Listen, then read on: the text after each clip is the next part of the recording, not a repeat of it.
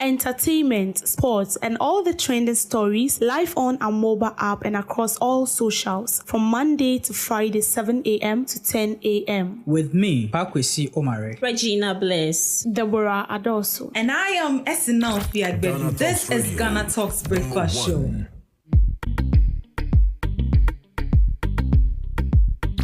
Ghana Talks Radio, number one.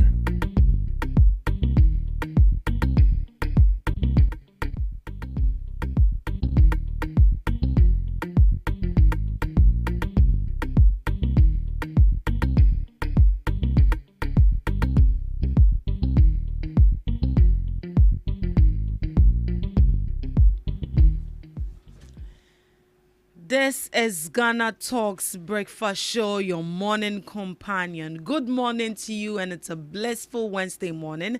And you're welcome to the Ghana Talks Breakfast Show right here on Ghana Talks Radio. This is a news review. Right here, we bring you all the relevant stories making waves in the news.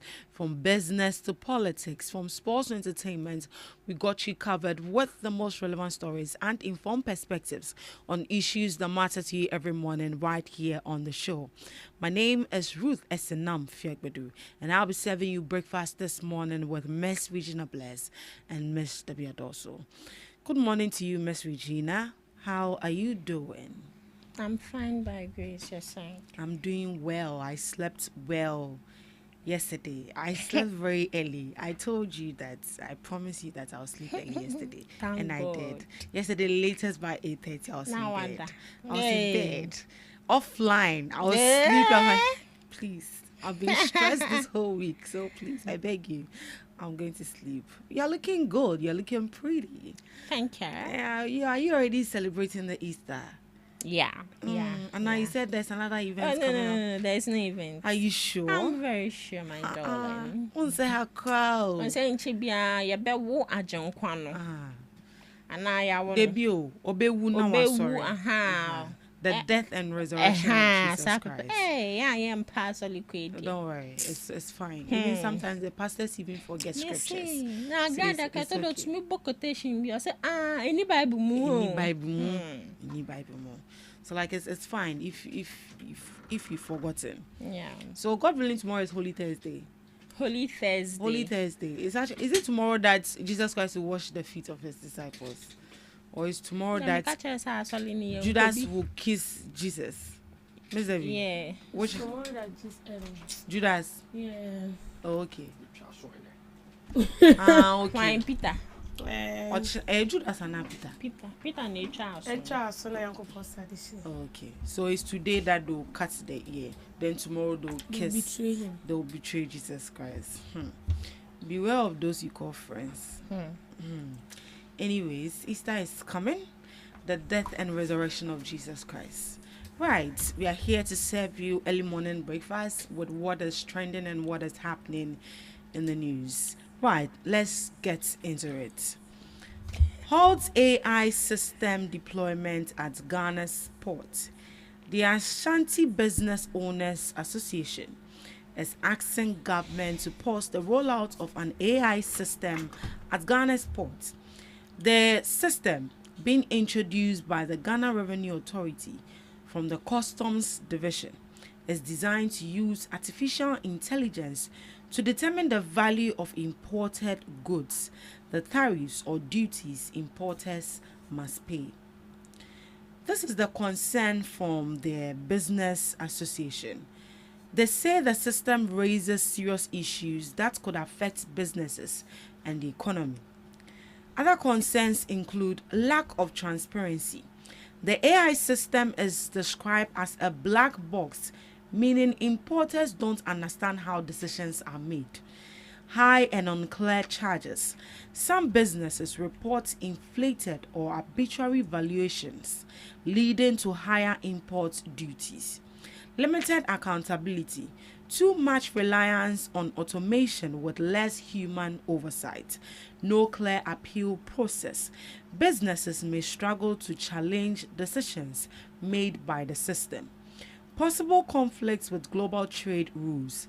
Ghana must meet standards under the World Trade Organization. which requires fairness and predictability. What ABWA is demanding is immediate suspension of the full rollout, proper stakeholder consultations, clear guidelines on how the AI system works, a transparent dispute resolution system, a hybrid approach.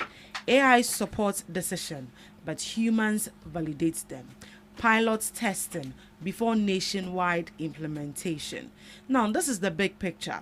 ABWA says while digital transformation is important, it must not increase the cost of doing business. It must not also distort trade, and it must not also hurt economic growth. So these are some of the concerns from the Ashanti Business Owners Association is asking government to do.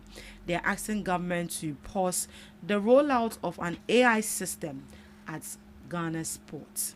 So that means that this has been a new initiative. Now it is a system, it's AI that checks the value of goods that has been imported into the country, and then they give you the charge. And then when it happens, like, how do you battle with the system? It's like you've gone for a scan, and the scan, you've gone for lab test, and the lab test says that you have diabetes, and you want to debate with the system. How can you do that? So they are saying that it's like they are relying so much on the system, and then due to that they are not able to even negotiate when these charges actually come, and sometimes it's too expensive and it's too high. So due to that, they're asking the government to intervene and then do something about this. It's either 50-50, 50 AI, 50 human validation. But now it's like 100% AI, and it's not really helping, and it's making business struggle. So government has to intervene. Ms. Debbie, your thoughts on this? I think yesterday there was actually a video on this where they said that first they used to pay, and assuming first they used to pay like 2,000 Ghana cedis if they import goods, but since they brought the AI system, now you pay like 6,000 Ghana cedis, and you cannot even, challenge the system. Yeah, so they've been calling for this since last year, and then it feels like their pleas are falling on deaf ears.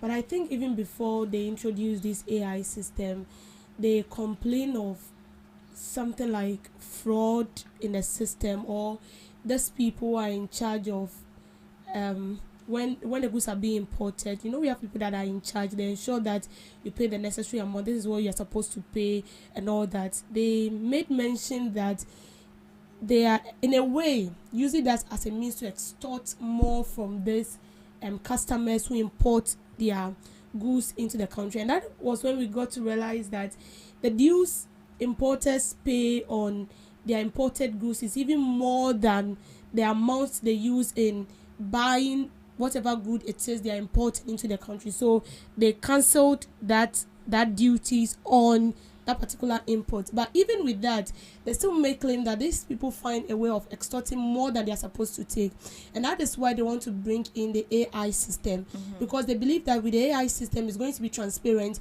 If AI is stating that you are supposed to pay 60 cedis, and that is what is on the machine, when you pay, you tap on it, it goes straight. And just as they said, they are citing the disadvantage to be a case where AI is telling me that I should pay 6,000. There is no way I can argue with AI because AI is not human.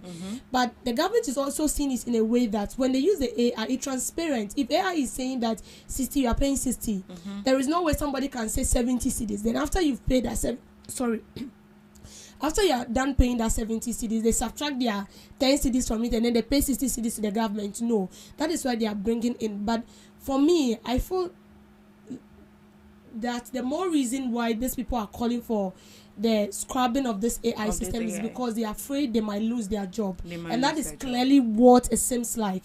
Because if you are bringing AI, automatically I'm losing my job, because what I will be doing, AI is doing it. It's already doing it. So what is my value again? That is the main. It's not about this whole issue.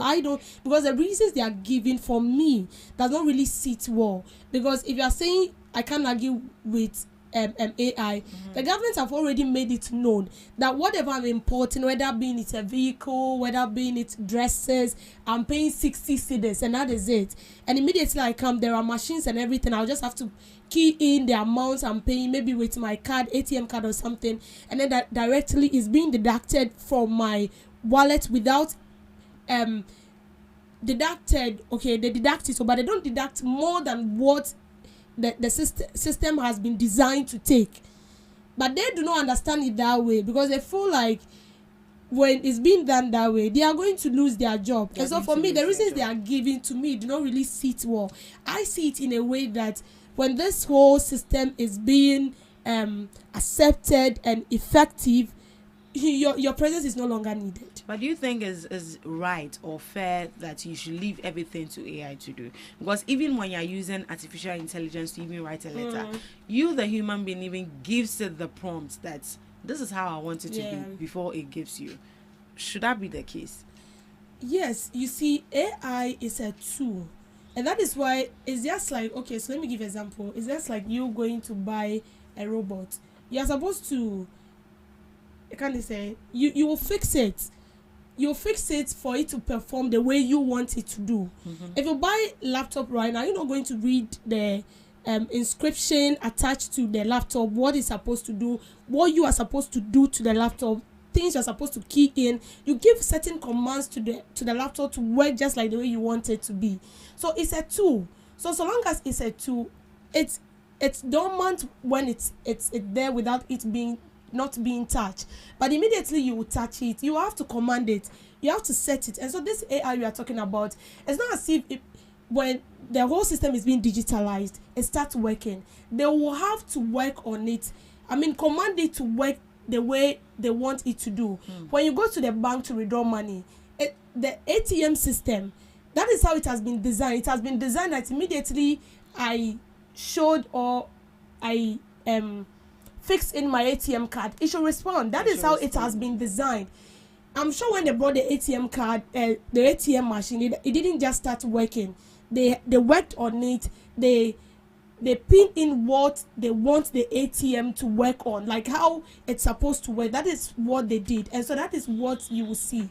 The outcome of what we are seeing was what they did. So for me, yes, we know AI is not 100% reliable.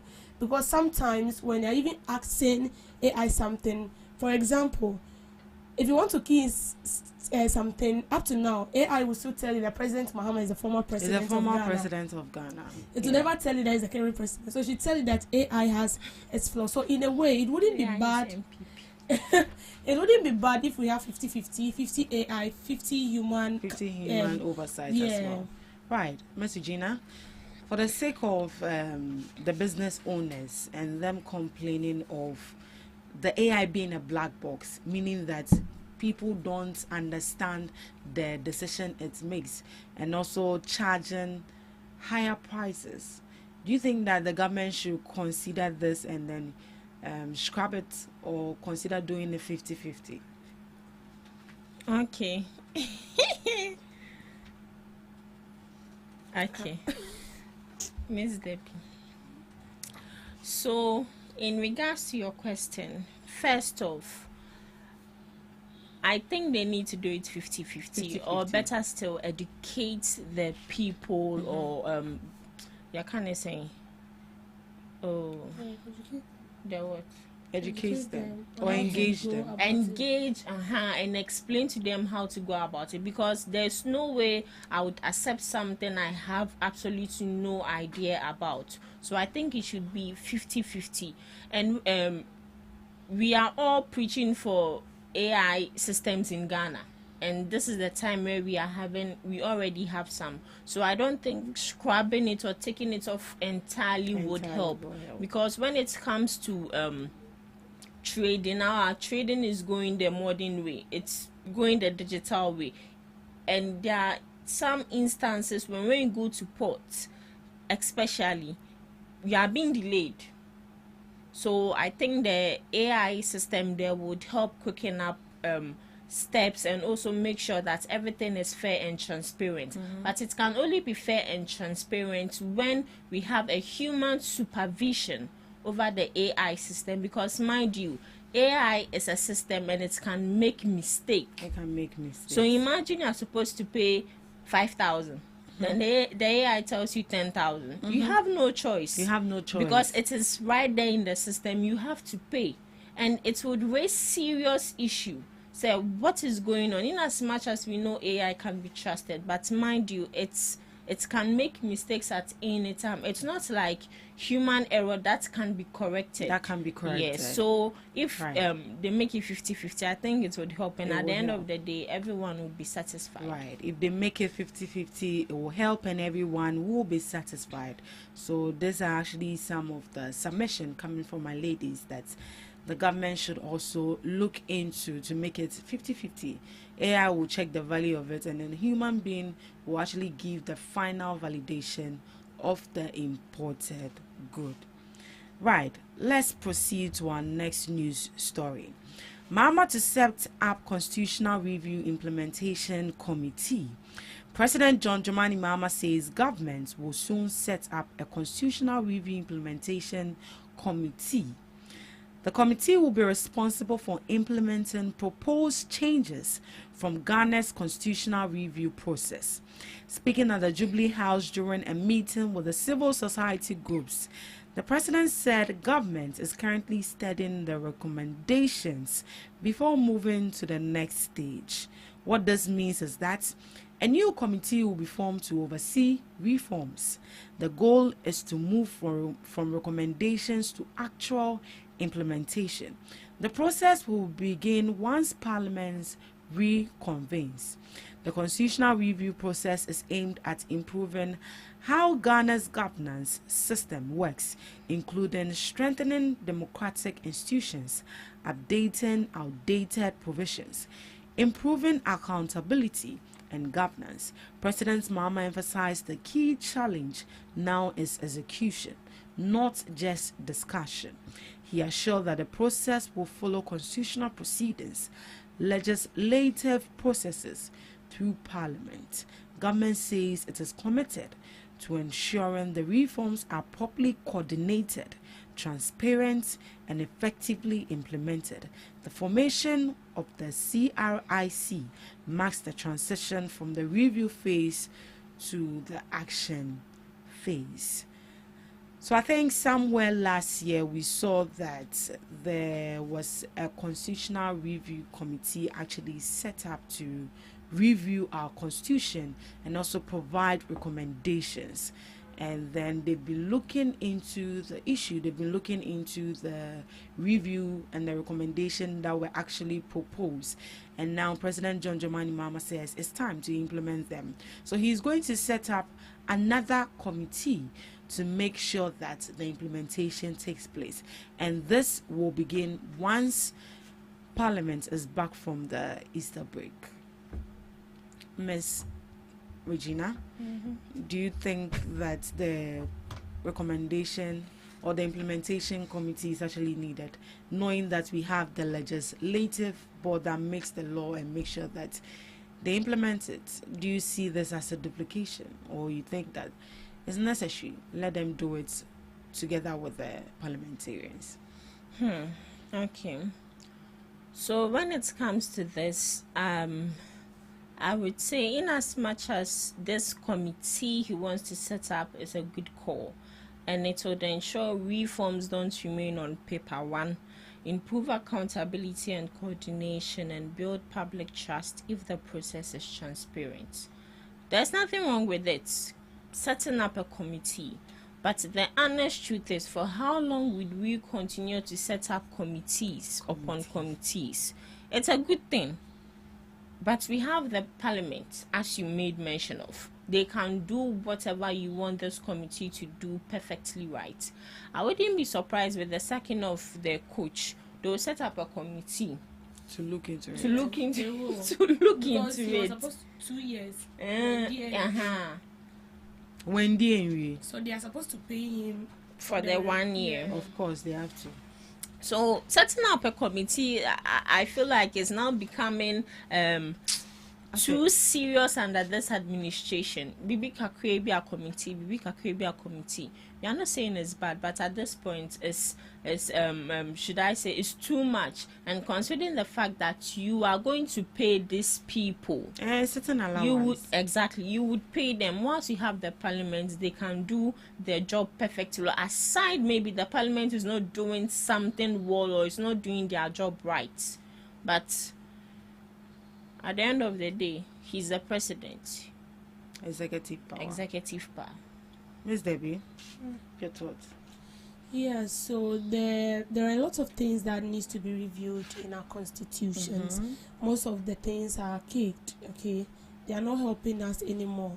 Those things were useful during those days when the constitution was being written, but as it stands now, it's not helping us. So I remember some time ago when the NDC was in opposition, they were massively calling for the review of the constitutions, some things that they found not sitting well, and then they wanted it to be reviewed. But Uncle Sibebia, we were hopeful that when they come into power, they will look into it, and now they want to set up a committee to look into that. Well, for me, as Ujana said, I do not see anything wrong with that though, and I don't see it conflicting with our legislature, right? You don't see it as a duplicate. I don't see it that way, because even the members of parliament are the same people that are being picked as a committee.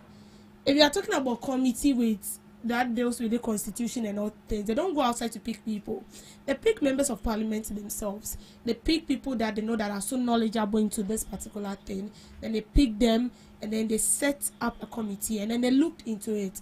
So in a way, I don't see it as such. You don't see it No, I don't see it as such. But on a more serious note, for the review is very, very necessary. It's very necessary. And it's high time that it's not just on paper. No. But we should make sure that we implement it. And aside also implementing, we should also make sure that they enforce it as well. Should we also look for a committee to make sure that the constitution is being enforced? Should we look for another committee to make sure that the constitution is being no. That wouldn't make sense. That wouldn't make sense. If you're setting up a committee, the committee should oversee all that.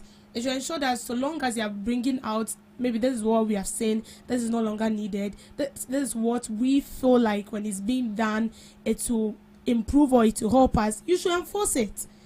You don't just bring it out and then you're looking into the air for it to be enforced. But why are our laws not enforced? Is it that we are not doing proper checking? Just as we said, check and balances. Is it that we are not doing it? Because those that sit, because how can you go and sit in parliament? Like, you spend your whole day there. You bring out a law, and then at the end of the day, it's not being enforced. It's not being, like, how would you feel? Don't you feel like you've wasted your time? They don't see it as such. But you see, we wouldn't blame them so much, because yes, we know that the legislators are supposed to make laws. But mind you, most of the laws are not or cannot be implemented by them. So let's take issues like maybe issues that is related to court issues and all that.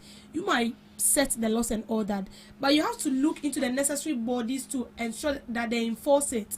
You are not, even though we have lawyers as legislators in parliament, but in parliament you are not a lawyer. So long as that is being done, when it's being sent to the necessary bodies or institutions, you as the legislature has to work as, shall I say, there is a name. I've forgotten. Yeah. You are supposed to ensure that the necessary bodies enforce those laws.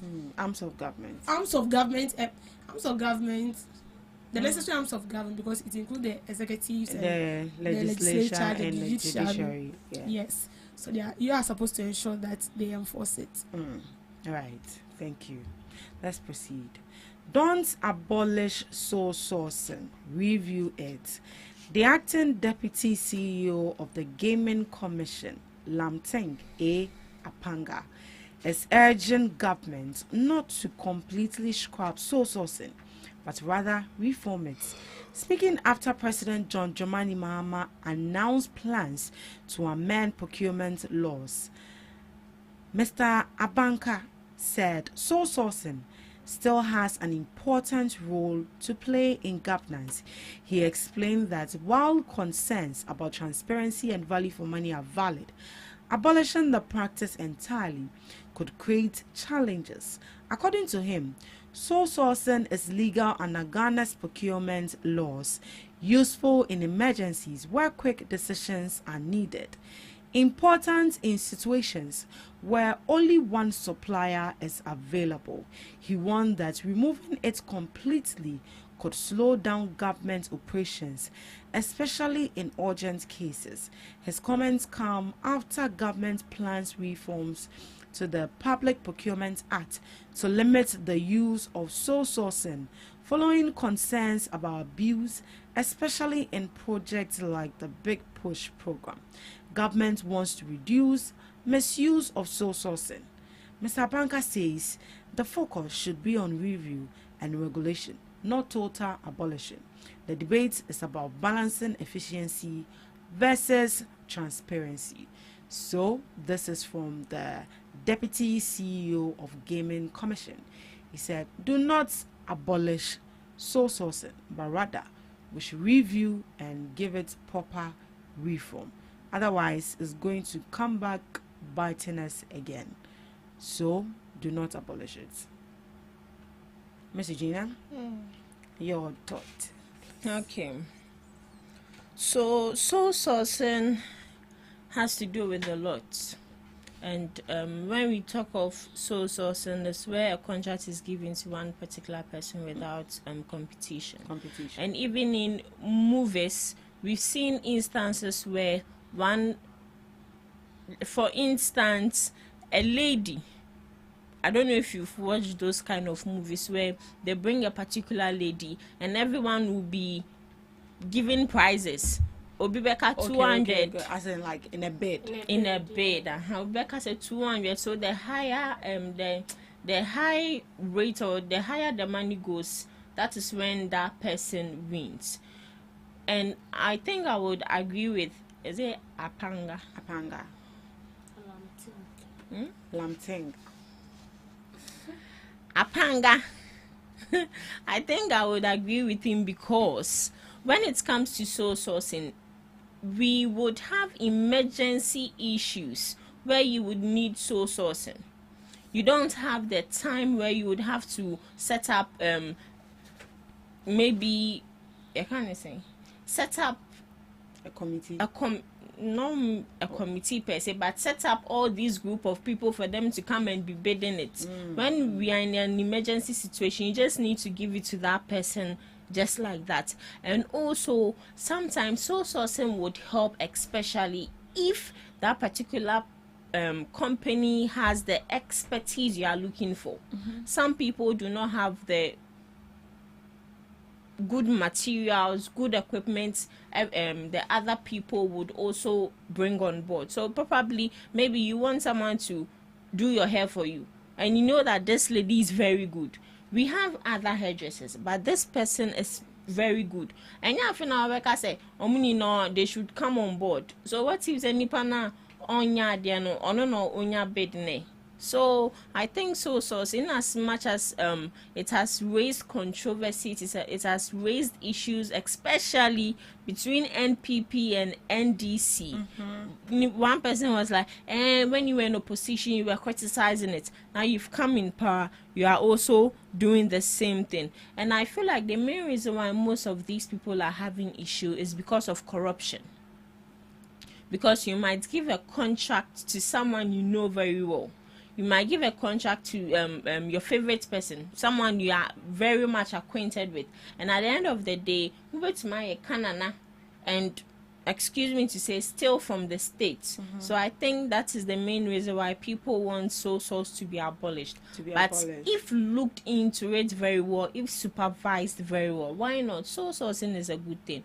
Nothing is bad in this world, in as much as we have its own disadvantages. Right. Ms. Debbie, are there any risks to sole sourcing? Of course. There are risks associated with that. So one has to do with higher costs. That has to do with lack of competition might lead to higher prices or less favorable terms. So if I need someone to work on a project for me, you have to compare a lot of people. Not necessarily compare them, but you have to get a lot of them on board. You're supposed to test their intelligence to see how well they are going to handle that project and how good they are. They are supposed to bring things on board to show you as a clear evidence that this is what they can do, and that is when the bidding comes in.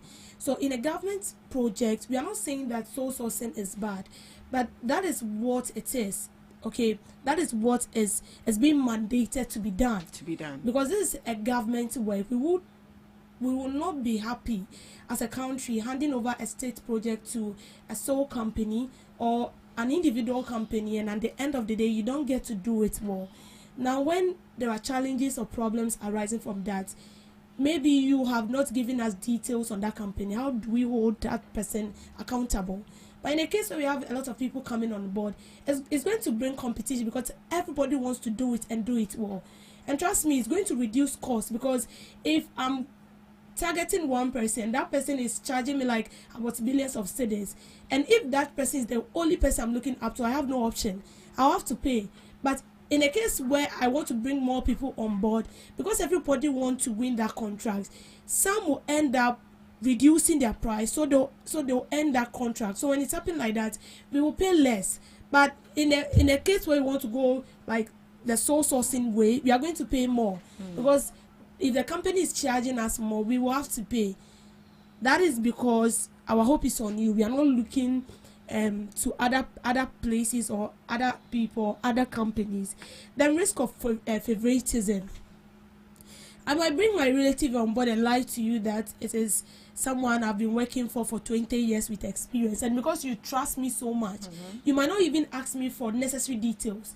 You just ask me for the person's contact. Asa, how the Juma mano, whether the person is competent enough. We don't even pay close attention to it, and that is why 90% of state-owned projects do not end well, especially road construction.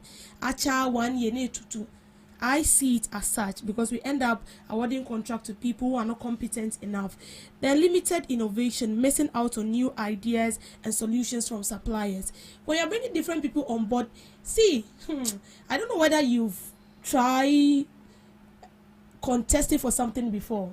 You will sit on your buttocks and learn, like get things, because you want to appear so good, you want to appear so knowledgeable, you want to tell whoever is interviewing you to pick the best person that I'm good for this job. You have to give it to me. And so people come with ideas, solutions. And when it happens like that, by the time you choose one person, you've getting like a lot of ideas or solutions that will be kept in a freezer for other projects that you wouldn't even need to get people on board to come and share ideas with you. So when it happens like that, it will help us. Then another one has to do with dependency risk over reliance. So over reliance. As I say, the worst aspect is that when the person handle one project and he does it well, as I say, when you money, you should be when you a ban is sad, the person will disappoint us as a maba. So that is some disadvantages or some risk associated with sole sourcing. So they said we shouldn't abolish sole sourcing, but we should rather review it so that we make sure that we don't abuse it. So these are actually the reforms we can do to this particular procurement law or act.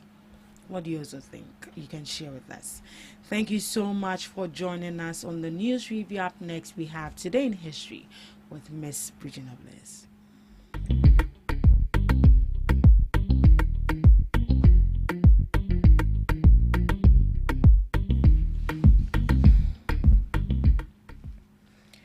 Bringing you Today in History on this day, Hitler sentenced for his role in Beer Hall Putsch.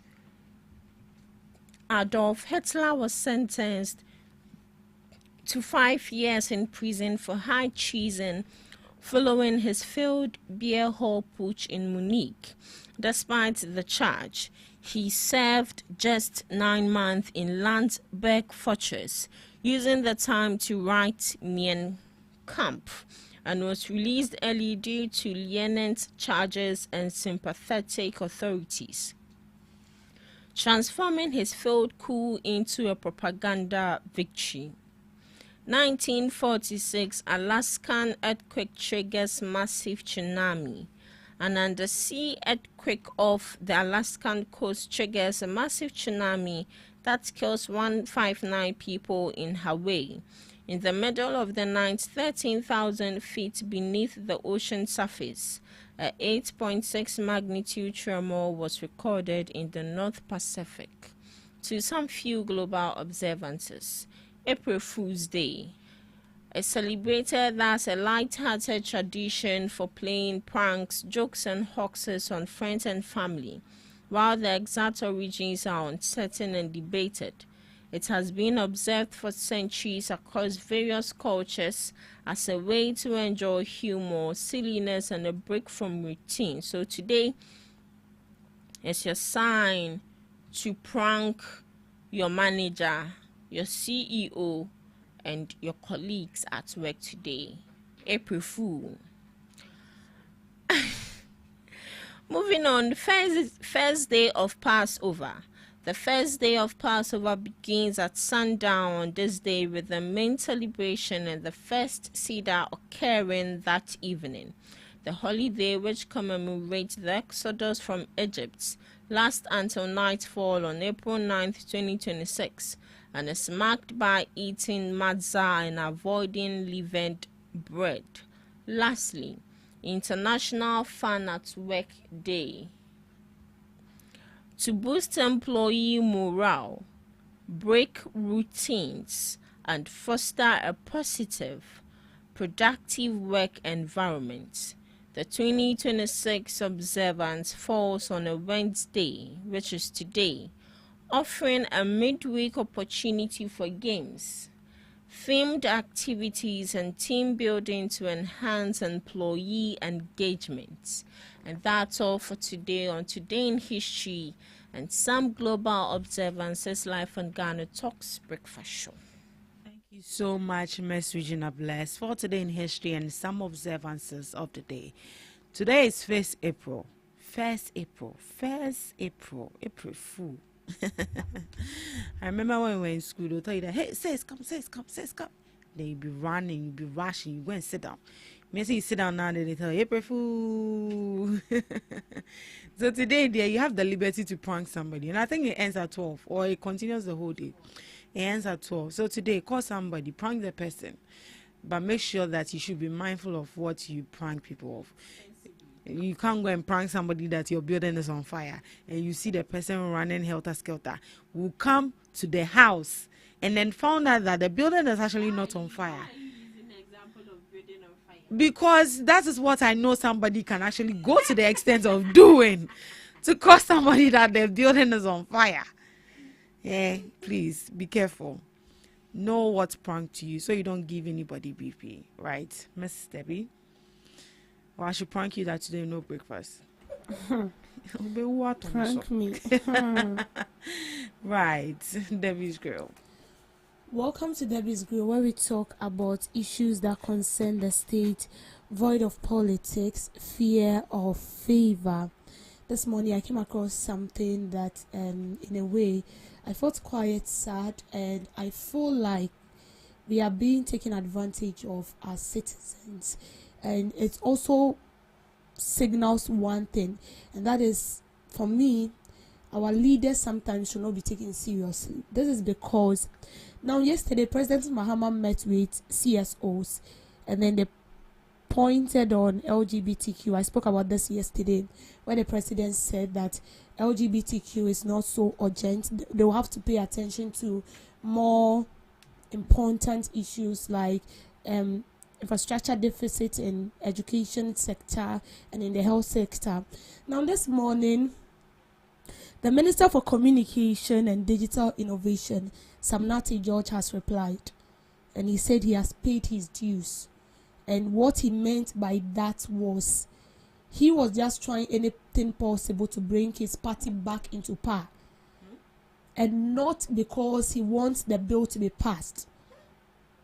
And so he has paid his dues, and that dues has to do with, I've paid your dues because I've convinced you enough for you to vote for my party. And since that has been done, I have nothing to do with LGBTQ. That is what he said. And I feel so sad. I feel so disappointed because I feel like we've been taken advantage of, we've been taken for granted. LGBTQ for me is not something we should joke with. For me, it's something very, very serious that needs to be taken seriously. You cannot start with this and then along the way, because people are calling on you, and then you reply. And then his reply in a way was so rude. Because he said, I was looking for it, but unfortunately our network is kind of weak. He said that he has paid his dues, one, and secondly, what people are saying about him is nothing new. It is something that they have said, and that hasn't changed who he is. It does not change him as Sam Nate George. He is still Sam Nate George. And so no matter how you insult him, no matter how you tarnish his image on social media, it doesn't add or subtract. And that is very, very, very bad. Sam George started this. He was preaching about LGBTQ. He was the convener of this whole thing, LGBTQ. He brought out the bill in Parliament. I could remember that he was able to convey some members of Parliament together with himself. And it became so serious that it goes to a time, I think his visa was revoked from traveling to other countries just because he was standing for LGBTQ. And only for your government to come into power. Yesterday we had the shock of our life because the president told us that LGBTQ wasn't so urgent. And at least fine, you come out and say something to calm us down, even if you know that the bill wouldn't be passed by now, and then you come out telling us that you've paid your dues and what you're supposed to do. You are so eager for your government to come into power. So long as you're in power, you have nothing to do with LGBTQ. That is bad. From a whole minister, that is bad. Because trust me, after President Mohammed's term, there's still going to be a competition. And that competition has to do with another election. I'm not sure your government will be sleeping. You will need to contest. And so with all this behavior you're putting up or you're showing to us, you still want us to vote for you? No. And please, one more thing. In as much as today you are a minister, I want every minister or every leader that has been appointed into power should listen to this. This was the mistake of the MPP. And the NDC is blindly walking in that same footsteps. Immediately we give you the nod, or we give you the chance to lead us. Like, as I see said, the whole world has come to an end. You speak anyhow to us because you feel like you've gotten what you want. But you've forgotten that the office you are occupying is a temporal something. It's not permanent. After 4 years, you are done.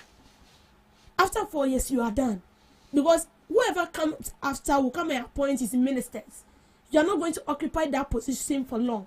And all those ministers that were occupying your position in the previous administration would have been retained. But because that is not how it is. And so after every 4 years, they are appointing new people. So why is it that when they are given a chance or opportunity to lead us, I mean, the right thing is not being done? And then you tell us that your dues has been paid. So it's because you want your government to come into power. You are so eager, and that is why you did what you did. You have nothing to do with, for real, you have nothing to do with LGBTQ. And see, these are some of the things that is going to bring down the NDC. Let's be sincere and call a spade a spade. Sometimes I feel like we should know how to communicate. You might not want to pass the bill right now due to some reasons known to you. But how you are going to communicate to us will even convince us to buy into your idea. And sometimes the way people communicate, the person might not want to pass across the wrong info. But how you communicate makes it look as if you are communicating something wrong. That is how people see it. And with some messages, please, this is a no. And no. Even if you did that because you want the NDC to come back into power, it should be in your head where you can. Because you want to prepare your critics, you are rather putting yourself in danger. You are putting the party in danger. Don't forget, you as a sole individual, you are not there by your power. You are representing a party. And so whatever image you portray out there, automatically you are behaving on behalf of the party. So if somebody will vote for NDC, they will not just vote for NDC because NDC is NDC. They will vote for NDC because of petty things like this.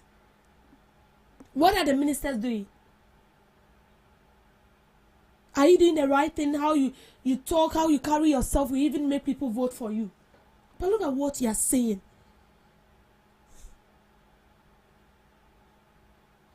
You are rather getting people angry by telling us that you've paid your dues. And the dues is that you've also partaken in bringing the NDC to pass. Whether they pass the bill or not is none of your problem. So whether those small kids' lives are being destroyed is none of your problem. So yesterday I even got to realize that I know this whole thing about gay lesbianism is still in existence, but now it's becoming so rampant. It's becoming so rampant. And that is why we are all calling for the bill to be passed. We want the bill to be passed because we know what is going on. And so if you don't want to even pass the bill, find a possible way to communicate to us. Don't come and tell us that you've paid your dues of bringing your government into power and say you be possible and I am pass. It's none of your business. No. It's not done that way. It is not. It's a no. If it will be possible, please come back and retract your words.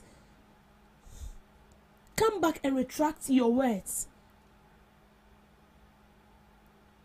All these things are part of the downfall of every government. As we are all saying, President Mahama is the president. But for the NDC to stand and for the people to decide on whether they are going to vote for NDC will not depend solely on President Mahama. If President Mahama can do it alone, I'm not sure he's going to appoint ministers.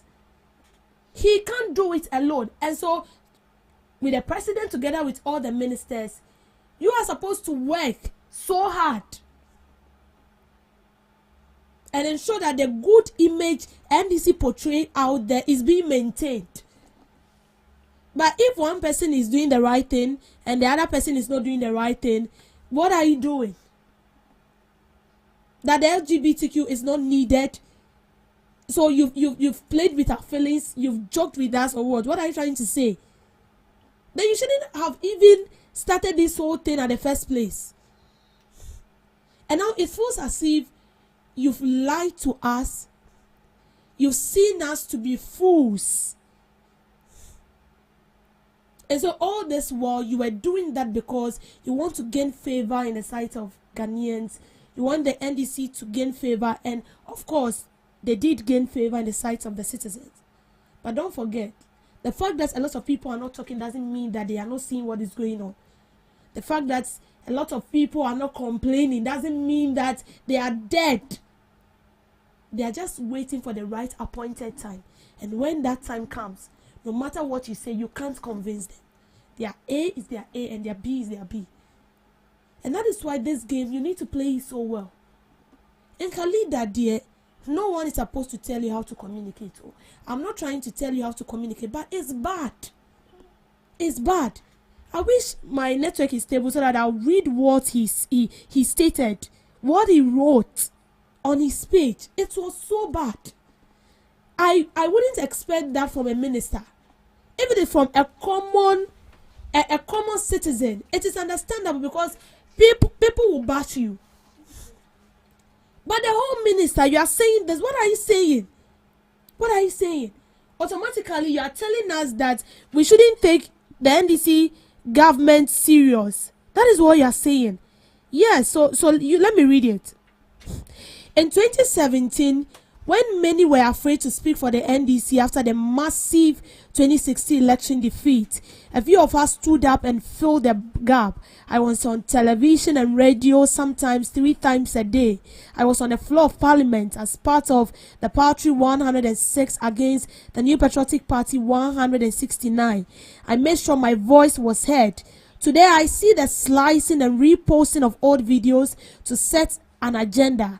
I smile and say I have paid my dues. You may think you are cooking, but with each video you post, you show the strips of my shoulder as I fought to bring my party, the NDC, to power. I stood for something I believed in, the return of President John Dramani Mahama.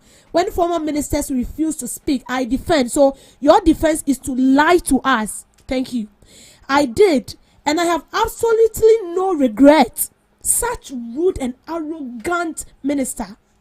So dig deeper, you will find 10,000 of videos of me tolling either to the screens in Parliament. Today, President Mahama is back in power with an even bigger victory. That is because you lied to us. You will see that in 2028. Then we lost in 2016. We have almost 190 members of parliament in Parliament. I paid my dues and I hold my head high because you've lied, you are proud. Now ask yourself, what have you stood for or achieved?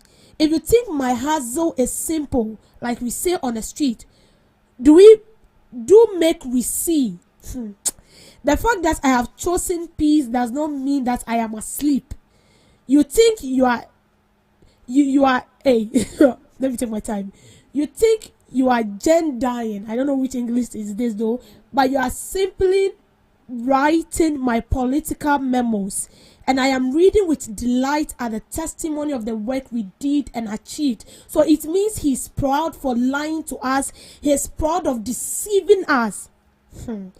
This one is a test seed. Go and ask your predecessors and be told, nothing you say about me today is new, just on home, and has not been told to me before. And oh, let me add, then he added emoji, Jata, and Ghana flag. Hi, she says, if the NDC should drop account, how rude he sounds. It means he was playing with our emotions. He was deceiving us just because he wanted the NDC to come to power. And this clearly defined that all politicians are equally the same. They can do anything at all to gain power. And that is what Sam George is clearly saying. And you see the fact that people are calling him arrogance, and it's true. Everything shows. I'm not the one saying it. What I've read clearly shows that he did that because he wants NDC to come to power. And he knew at that instance that LGBTQ was something very significant to the Ghanaian people. And they want it to be passed.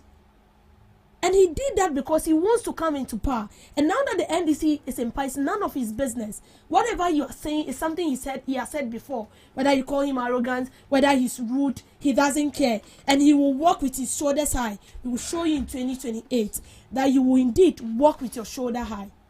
The LGBTQ bill must be passed. You cannot play with our feelings just like that. As a minister, this is what you tell us. The same people voted for your government. This is what you tell us.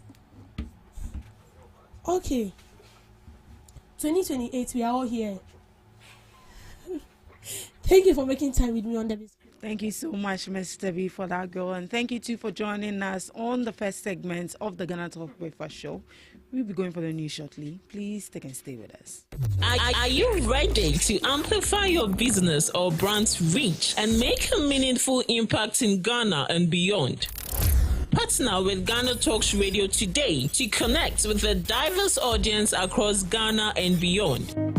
Elevate your brand through on-air promotions and social media. Boost your brand during prime time. With GhanaTalks Radio, you can extend your reach across digital platforms. GhanaTalks Radio is not just a station, it is a community hub where your brand becomes part of the conversation. Join us in fostering connections, celebrating culture, and making a lasting impression. For customized sponsorship packages and enquiries, email contact@GhanaTalksRadio.com or call +233 202 544614. GhanaTalks Radio, giving the youth a voice.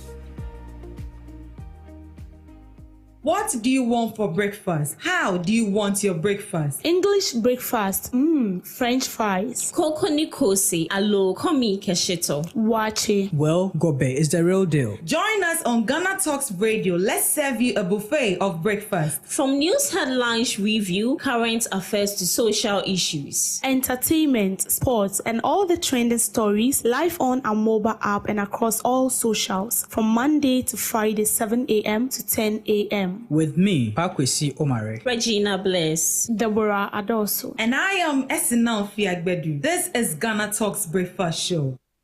We bring you local news, business news, international, sports, and entertainment news. Right here on GTR.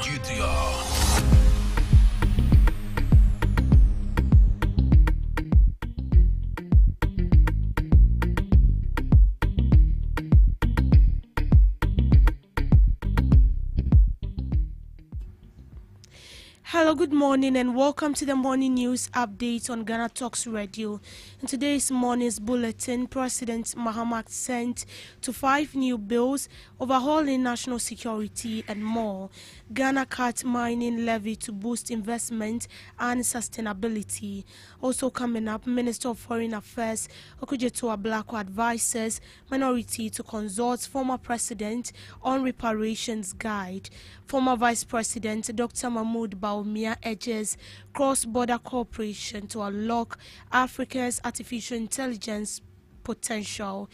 Interior Ministry also explores PPS to boost security infrastructure. This and many more coming up your way shortly. Do stay with us.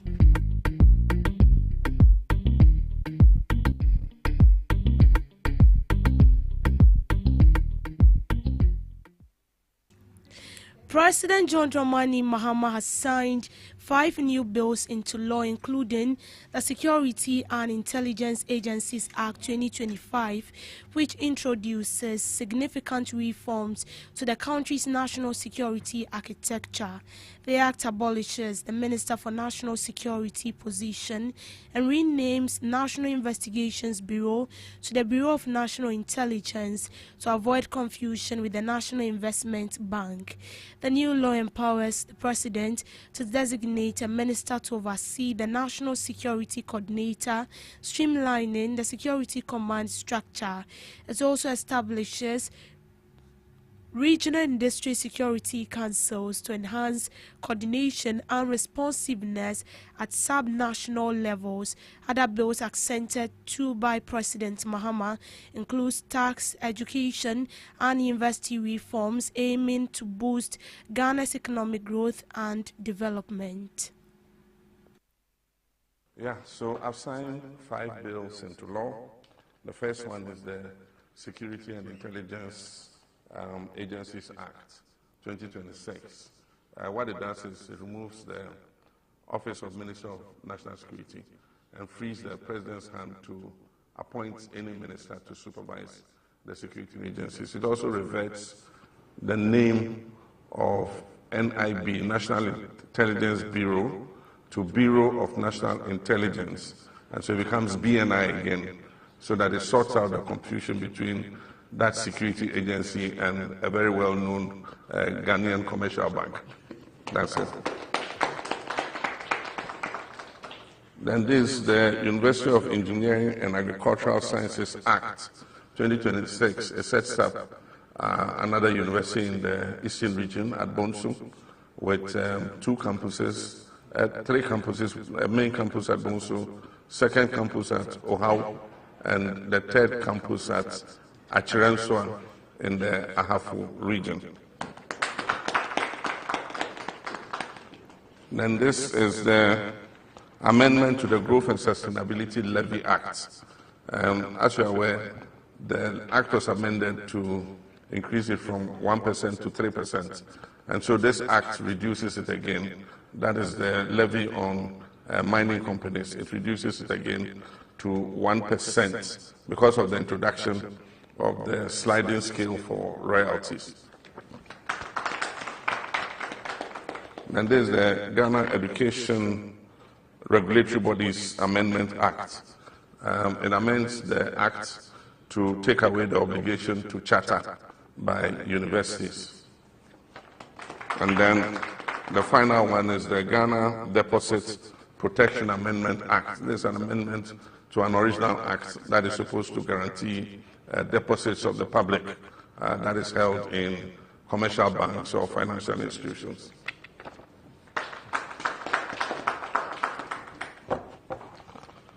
Thank you. Government has reduced the growth and sustainability levy on gold mining companies from 3% to 1%, aiming to balance state revenue with investor confidence.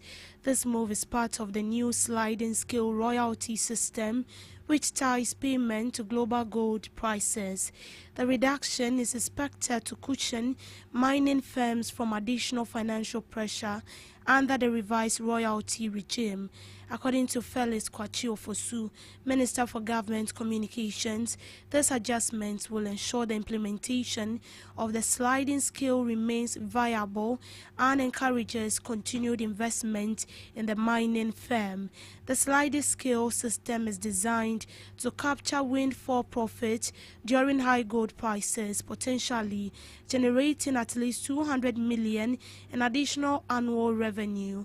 However, the Ghana Chamber of Mines has proposed a maximum royalty cap of 8% to protect industry interests.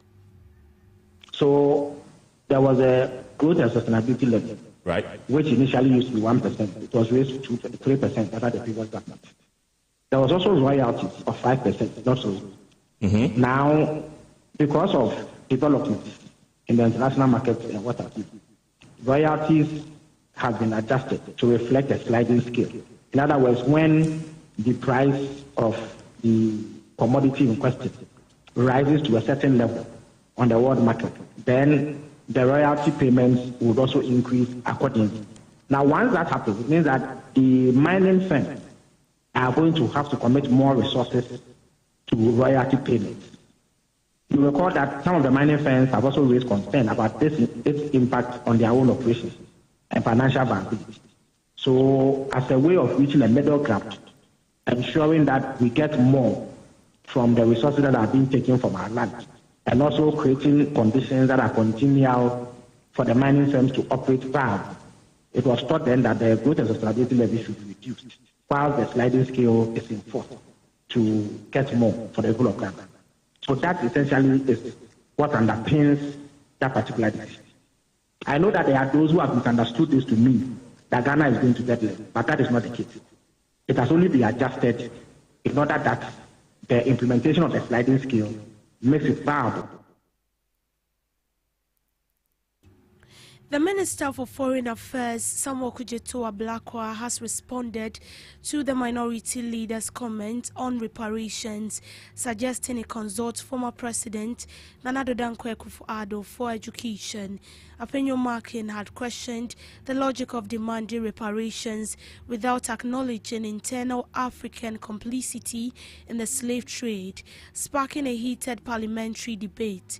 Ablakwa's remarks comes after the minority leader's assertion that discussions on reparations should consider the roles of African intermediaries in the transatlantic slave trade. The reparations debate reflects broader international discussions, with Ghanaian leadership actively promoting reparatory justice. I will have only one message for the minority leader in Ghana. He should pay a friendly visit to the former president of Ghana, leader of his party, His Excellency Nana Addo Dankwa Akufo-Addo, who has been a strong advocate for reparatory justice, leading member of his own party. You should pay him a visit. There's an Easter weekend coming up. It will be nice for him to pay former President Nana Akufo-Addo a nice visit. You should go with an Easter gift, sit with him, and let former President Nana Akufo-Addo educate him on reparatory justice. I think it will do him a lot of good before his next pronouncement in Parliament. That's all I have to tell him.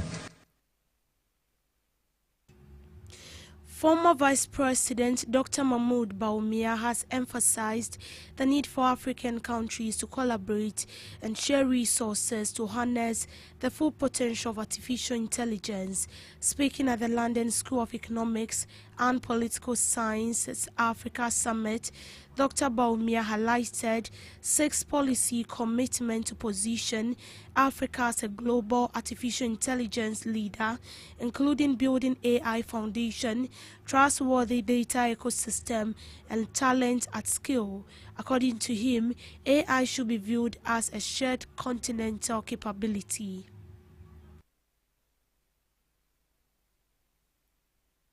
Simple idea, which is that artificial intelligence can unite borders if Africa builds capability and then connects that capability across borders.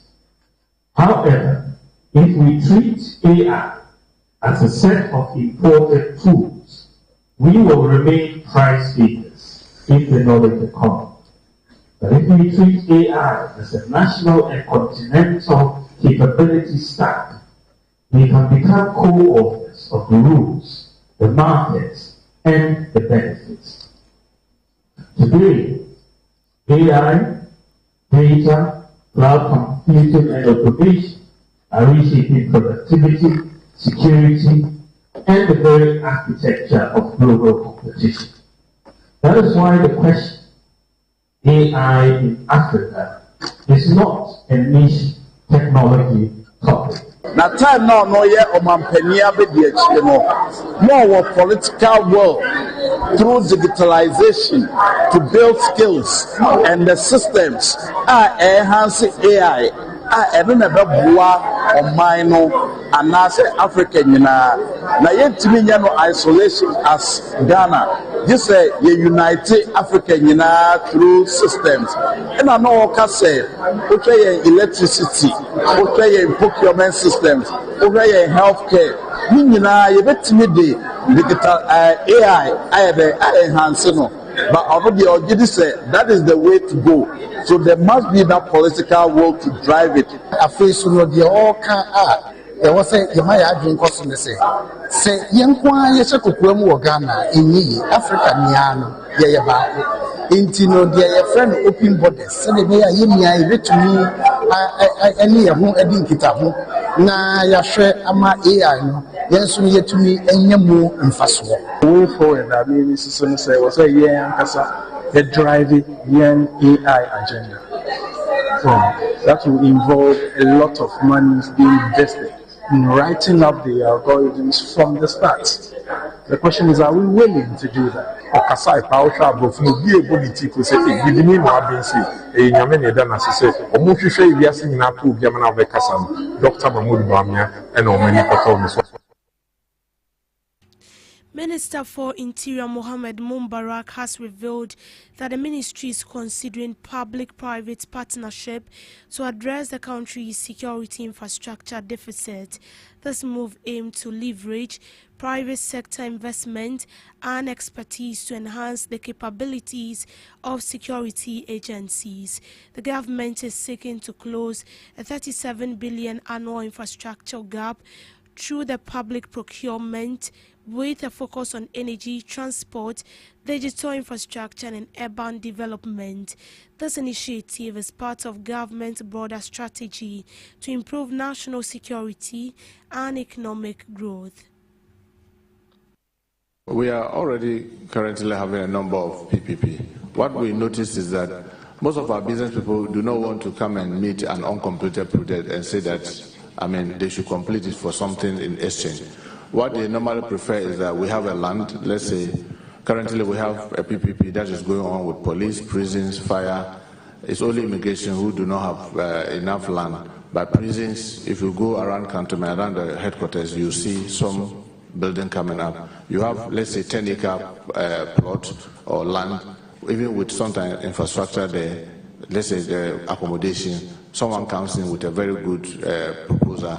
Can you give me half of the land?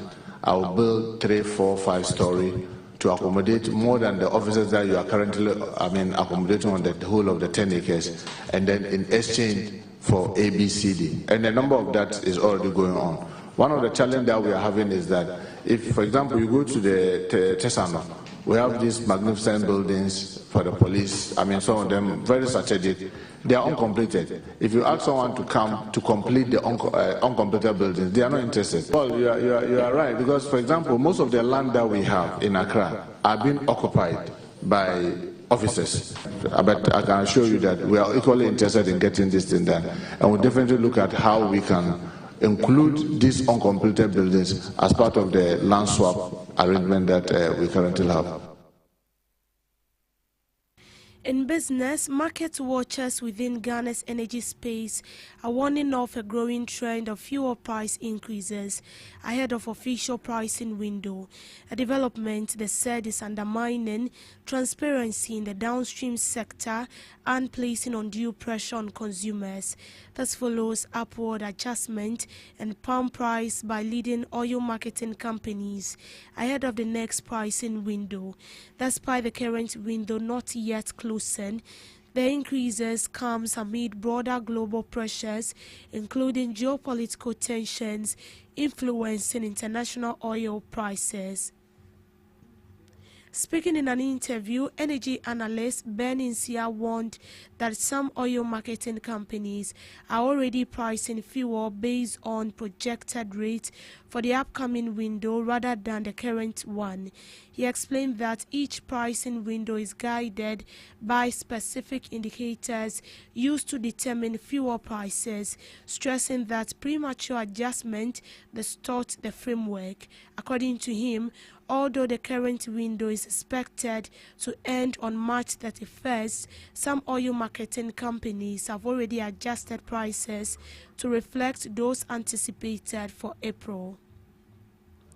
Mr. Insia further argued that the price shortchanges, noting that fuel purchased at significantly lower rates, such as diesel at about 14.35 per litre and petrol 11.42, is being sold for as high as 17 Ghana cedis per litre, allowing companies to make excessive margin.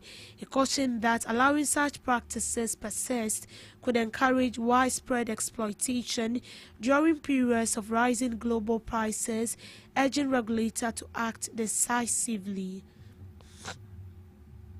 To sports, Ghana Para Sports has made history with its first ever qualification to the Commonwealth Games achieved by para swimmer Promise Wanda Achu, who would represent the country at the 2026 Commonwealth Games in Glasgow, scheduled from July 23rd to August 2nd.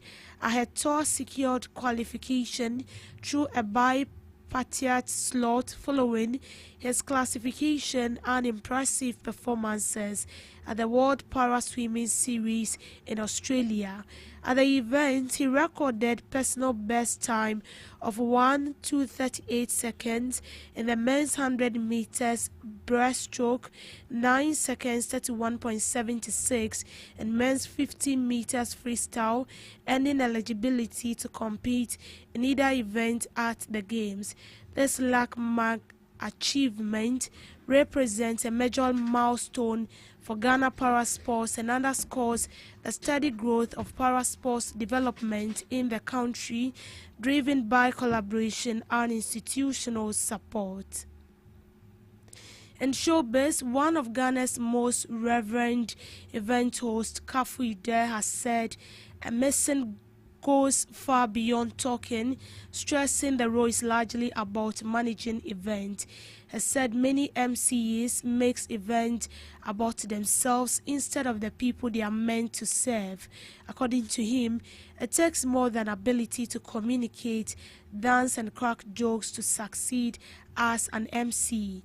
Kafui said he had to think on his feet to devise a way of lighting up a program and was glad the bride and groom were happy with the outcome.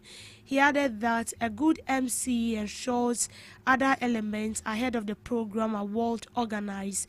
In the meantime, Kafui has emceed a high-profile event such as the Ghana Club 100 Awards, the MTN Ghana Business World Executive Breakfast Meeting, the African Summit on Entrepreneurship and Innovation, and several corporate galas and state functions. Said he is available to host the Teleso Ghana Music Awards if the organizers reach out to him. On global update, a 48-hour curfew has been imposed in part of the central Nigerian city after gunmen opened fire at the open-air bar, leading to deadly revenge attacks, local reports said. The police have confirmed that 26 people were killed. It is not clear how many died in the initial attack, how many during the retaliation. Announcing the curfew, Plateau State Governor said an investigation had been opened and those responsible for the killings would be brought to justice. The state has long been considered one of the most volatile parts of Nigeria. Paul, chairperson of the Youth Council in Plateau State, suggested that the true number of casualties could be even higher, he stated. In a statement announcing the curfew, he said the governor condemned the killing as barbaric and unprovoked, and also added that security agencies had been directed to pursue those responsible and bring to justice. Local residents said threats had been posted on social media before the attack. The curfew, which began at mid-time local time, is due to remain in force until April 1st. Residents have been ordered to stay indoors as security personnel intensify patrols and maintain a visible presence across the affected areas. Security forces were deployed swiftly after the shooting, with troops and other personnel moving to secure the area and restore calm. Nigeria's main Christian body has described the attack as horrific. In a statement, the Christian Association of Nigeria said the attackers moved into the area in large numbers, wearing uniforms resembling those of Nigeria's security forces. The president of CAN, Archbishop Daniel Oko, said the incident highlighted deepening insecurity in parts of the country. Plateau State lies in central Nigeria, where there is often violence between different communities, especially mainly Muslim leaders and largely Christian farmers over access to land and water point. Nigeria faces multiple security challenges across different regions. Security Watcher says these overlapping pressures have stretched security resources and complicated response efforts. Sunday's attack highlights persistent fragility of local security arrangements and the ease with which violence can disrupt daily lives. Whilst authorities insist that the situation is under control, the imposition of a curfew underscores the seriousness of the threat and the urgency of preventing further escalation. And that's it on the morning news update. I will be back with subsequent news bulletin later in the afternoon. Until then, do have a good morning. I am Deborah Adoso.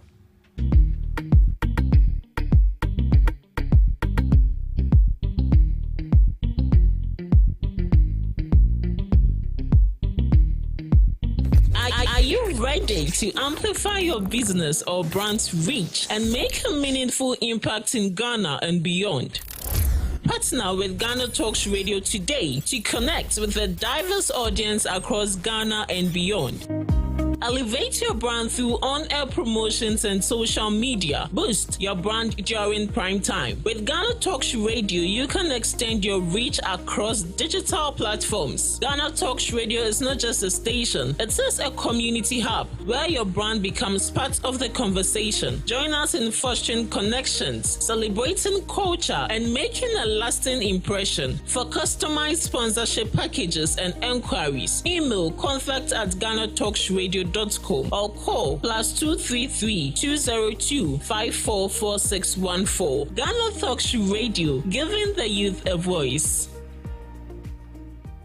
What do you want for breakfast? How do you want your breakfast? English breakfast, French fries. Koko nikosi, alo komi kesheto. Wache. Well, Gobe is the real deal. Join us on Ghana Talks Radio. Let's serve you a buffet of breakfast. From news headlines review, current affairs to social issues. Entertainment, sports, and all the trending stories live on our mobile app and across all socials. From Monday to Friday, 7 a.m. to 10 a.m. With me, Pakwesi Omare. Regina Bless. Deborah Adoso. And I am Esina Fiagbedu. This is Ghana Talks Breakfast Show.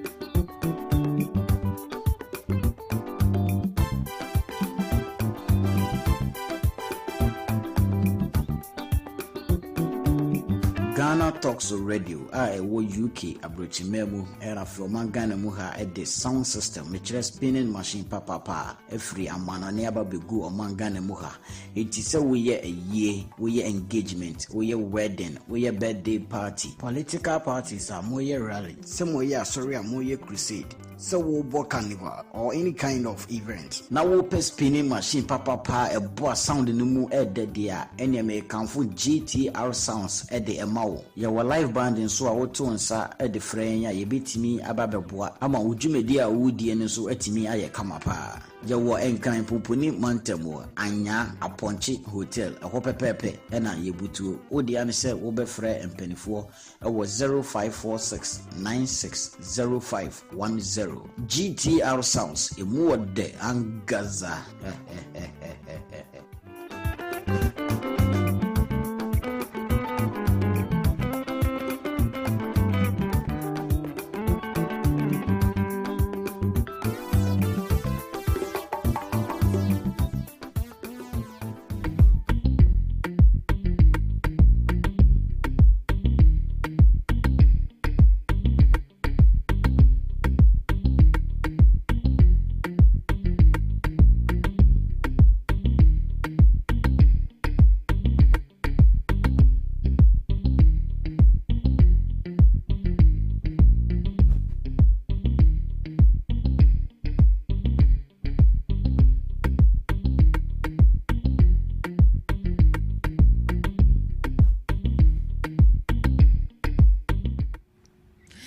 Good morning to you once again, and you are welcome to the Ghana Talks Breakfast Show right here on Ghana Talks Radio. You're welcome to the second segment of the Ghana Talks Breakfast Show, and as you know it, we'll be going into the issues. We'll be looking at national issues, topical issues, social issues, business issue, any issue that is of public concerns. We are actually here to talk about it. And you know we don't do it alone. We come along with knowledgeable guests who are going to delve into the issue. They are going to share their informed perspective on the issue. They are going to share their opinions on matters that matter to you every morning right here on the show. Remember that we are streaming live on Facebook at Ghana Talks Radio, on YouTube at Ghana Talks Radio, and also on X at Ghana Talks Radio. Do all to log on and join the Ghana Talks Breakfast Show. Right. Joining us in the studios this morning is the NDC Communications team member, and he's seated right in his chair observing the Fugu Day, Fugu Wednesday, Mr. Gausu Zamani. Good morning to you, Mr. Zamani. Good. And you are welcome to the Ghana Talks Breakfast Show. Good morning. Thank you so much. How are you doing? By the grace. How are you doing? I'm good. You're looking good in your smog. Yes, thank you so much. Yeah, I see that you're observing the Fugu Day. Yes, as culture demands. Yes, I see. And then I see that. We are all in a journey to build a better Ghana. There's a need for us to involve. Right. So as the president rightly said, so every Wednesday we try to cloud ourselves in a beautiful smoke. So on my way here, I took note of some people, and also today happens to be the 1st of April. Yes. So it means the steez is different. So clearly, I've seen some are getting new ones. I'm still seeing the tags on them. One tape paper. Oh, okay. Maybe no one tape paper. And tape paper. Oh, that's nice. That's nice. It's good to rep your culture. Ghana month is over, but at least in every week we have a day that we rep our culture and also our country. Yes. That's good to hear. You're welcome once again to the show. Thank you so much. Right. So we'll be looking at 2 issues today that has to do with one from the Office of the Special Prosecutor, who says he's under pressure. Yesterday after the press conference, there were actually key issues that were raised. We'll be looking at that. Okay. And then aside that, we'll also be looking at Ghana to introduce Loans Act for accountable borrowing. Now, there's going to be a law attached to how we borrow right here in our country. Right. But before we delve into the main topic for discussion this morning, I believe you've seen what is trending. And someone from your own, let me say, your own camp, Samonathe George. Yes. He wrote a very nice letter to his followers on X. And, if you go into the comment section, it's not easy. I think at this juncture, he needs a therapist, because reading those comments, What was the post about? Oh, you haven't seen the post? No, I haven't. Oh, okay. So let me get the story, and then I'm going to read it to you so that you have a fair knowledge of what is happening. But I believe at least you have a hint. I should rely in if I say. So let's get into it. This is actually from Sam George, and he posted this 15 hours ago on X. Okay. So he said, "Dear X, in 2017, when many were afraid to speak for the NDC after the massive 2016 election defeat, a few of us stood up and filled the gap. I was on TV and radio, sometimes 3 times a day.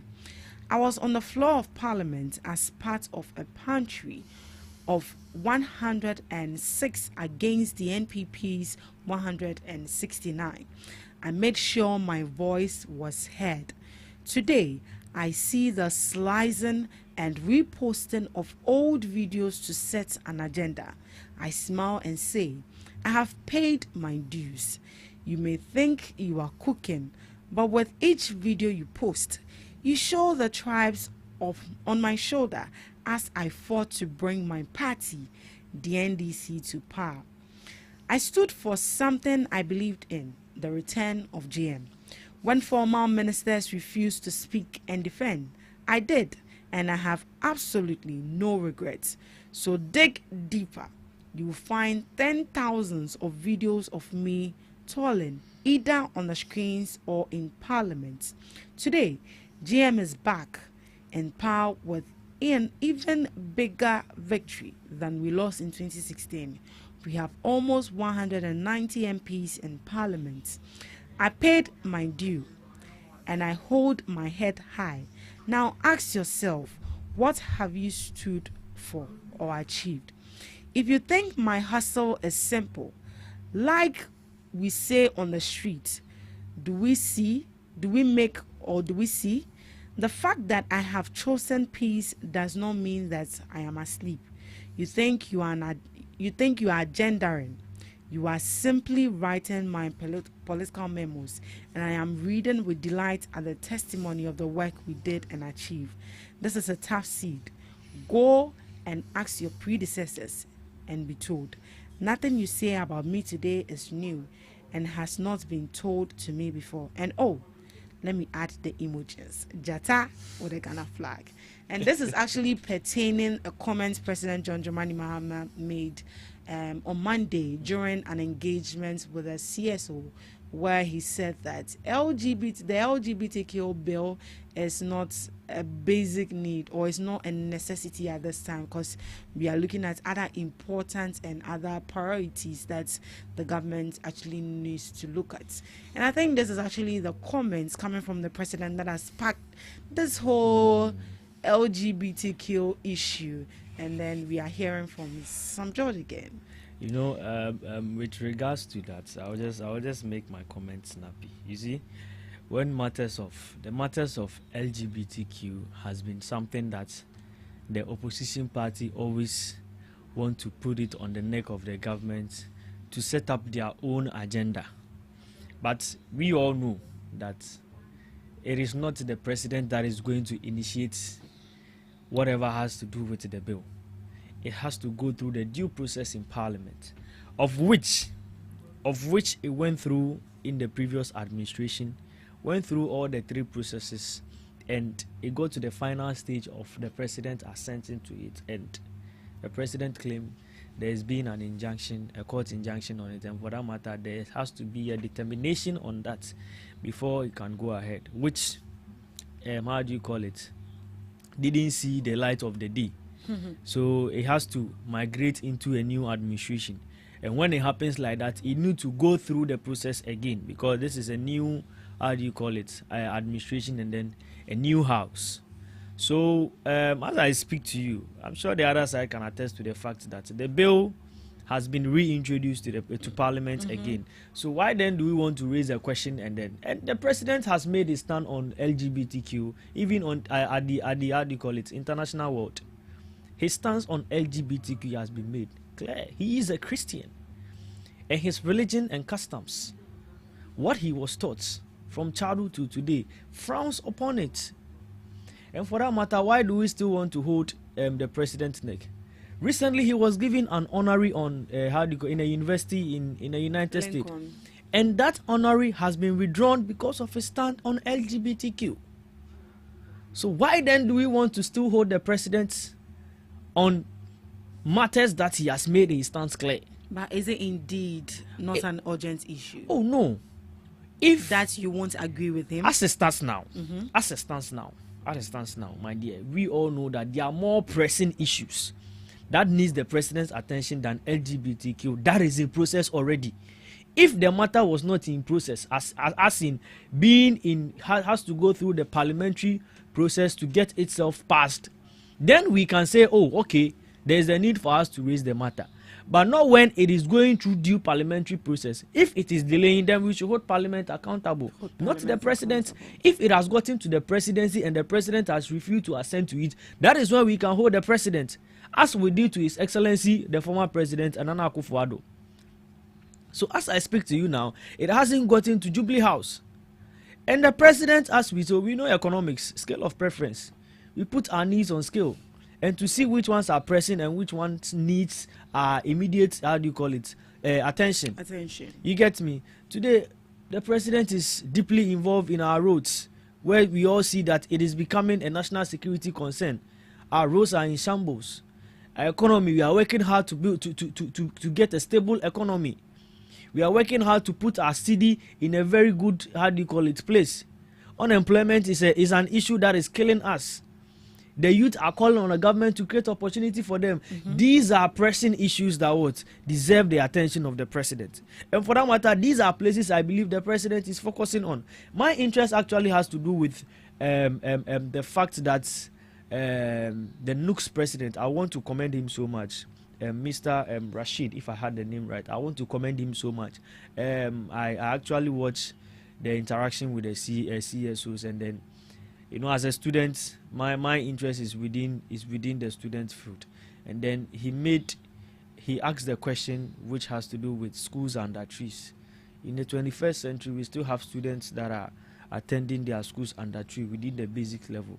And for the NUC's presidents to ask the presidency on what they intend to do about it, and having a solid answer from the presidency as to how they are going to build some 400 basic schools across the country, of which fundings have been made available from the World Bank.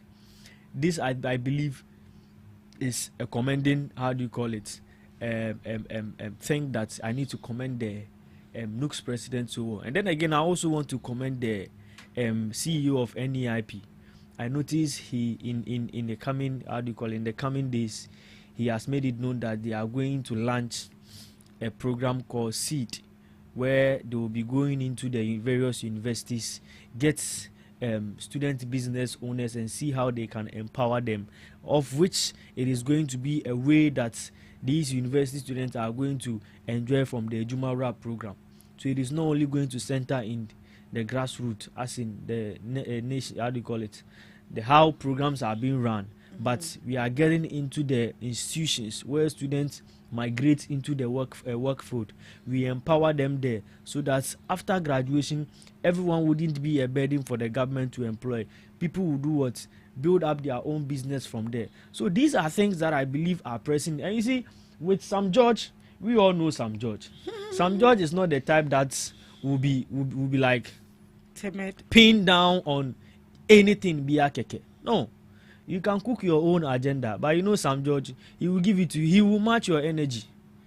So whatever message Sam George wrote, I'm sure Sam George is matching their energy, and these are his personal views. Regardless, so regardless of the fact that he is a minister now, he's a minister of state now. I don't see anything too much wrong with this. You see, if we should NPP for Nankasa, they can tickle you. No, those guys can tickle you to the extent that you do things some way and then you will later regret it. See, but that is the fact. The party, the NDC party, prior to our loss in 2016, wasn't too attractive. I'm telling you. It took a handful of people to be actively communicating. Yes, we saw ministers of states that were relaxed, people that enjoyed from the party. That you only saw the likes of Sami Jemfi, the likes of Sam George, the likes of Eric J. I can just mention a few names. These were the guys that we saw them constantly communicating for the party. And for that matter, if today the party is in power, and they are serving, how do you call it, the country well, and you want to just use anything at all to come and distract them, something that we all know is in process already, something we all know, like our stance, even the whole NDC party have made their stance known. What else do you want the government to say about LGBTQ? That no, yes, they should bring it so that we assent to it. No, we live in a democratic state. But you know, Sam George was actually a very huge advocate. Yes. That he's going to make sure that when the president comes into power, yes, even if it is 1 week, the president will sign that bill. My sister, he told us. You will say you might agitate on that level, but we cannot skip process. We cannot skip due process. You get me? And when bills are in parliament, this is how it works. When bills are in parliament, it is to the discretion of the speaker as to which one you will allow to be laid on the floor of the house. You get me? When bills are in parliament, that it is to the discretion of the speaker. So this is not matters of say 1 week into no no. Even how do you call it? The Ghanaian populace and then civil societies are not going to like it, because before bills are passed, you need the views of everyone. And for that matter, the reason why the bill was held then, as to why it was taken to court for things to be looked at, today has been withdrawn for all those things to be corrected. You get me? So these are some of the things that might be delaying the course. You get me? What did Sam George mean by he has paid his dues? Oh, my dear, that's for paying your dues. So does that mean that he actually used the LGBTQ as a message to bring JM to power? No. That is not the case. Because looking at we can read. People are going to draw meanings into his words. We can read different meanings into it. But exactly. See, let's not go too deep in order to put words in Sam George's mouth. No. he will be the best person to tell us what he meant by he has paid his dues. Me, if some just tell me he has paid his dues, I will understand it that he has worked so hard to bring his party to power. He has campaigned so hard to bring his party to power. He makes sure that he how do you call it? He unveiled some of the corrupt activities of the previous government in order to get his party into power. So at this juncture, it's left for the president to do what he has to do. No, it is not left for the president to do. He's still going to advocate for it. Oh yes. See, the matter of LGBTQ was a private member bill, which has to do with he himself, Honorable Nelson, Team Forge, and then Dafia Makbo. These were the guys that were leading the bill, and these guys, as it stands now, they have not left it. I don't know why the other side want to make this whole thing an issue. They've not left the matter. Some judge, they've given us updates as to where the bill has gotten to. And the president has also made his stance clear. Until the view, what I know, like say some judge were paying the dues. So if you understand the paying of the dues, say why is that is you. Obiane interpretation. You can understand it that way. I can understand it my own way. But until we get some judge to tell us that, oh, okay, you said you've paid your dues. What do you mean by you've paid your dues? And I said the bill party ni say it your dues. The party we pay dues, we pay financial dues. So he has paid his dues and has come to power. Some don't pay their dues. Some don't pay their dues. They claim they are party members. Right. So as for the understanding there, we can direct it in different directions. You get me? I get you. But you see some George, I wouldn't say that, okay, how will I put it in this context? Well, we are just hoping that this actually doesn't escalate into a scandal. Oh, you see, the NDC government is a government that, believe you me, we have our ears on the ground. You are so surprised to see the president make gestures and statements of citizens that we never thought that the president would even hear of.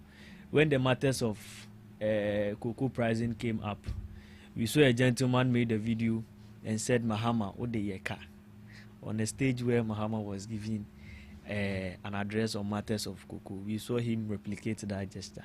Clearly shows that the president has his ears on grounds and is fully and actively aware of what is going on.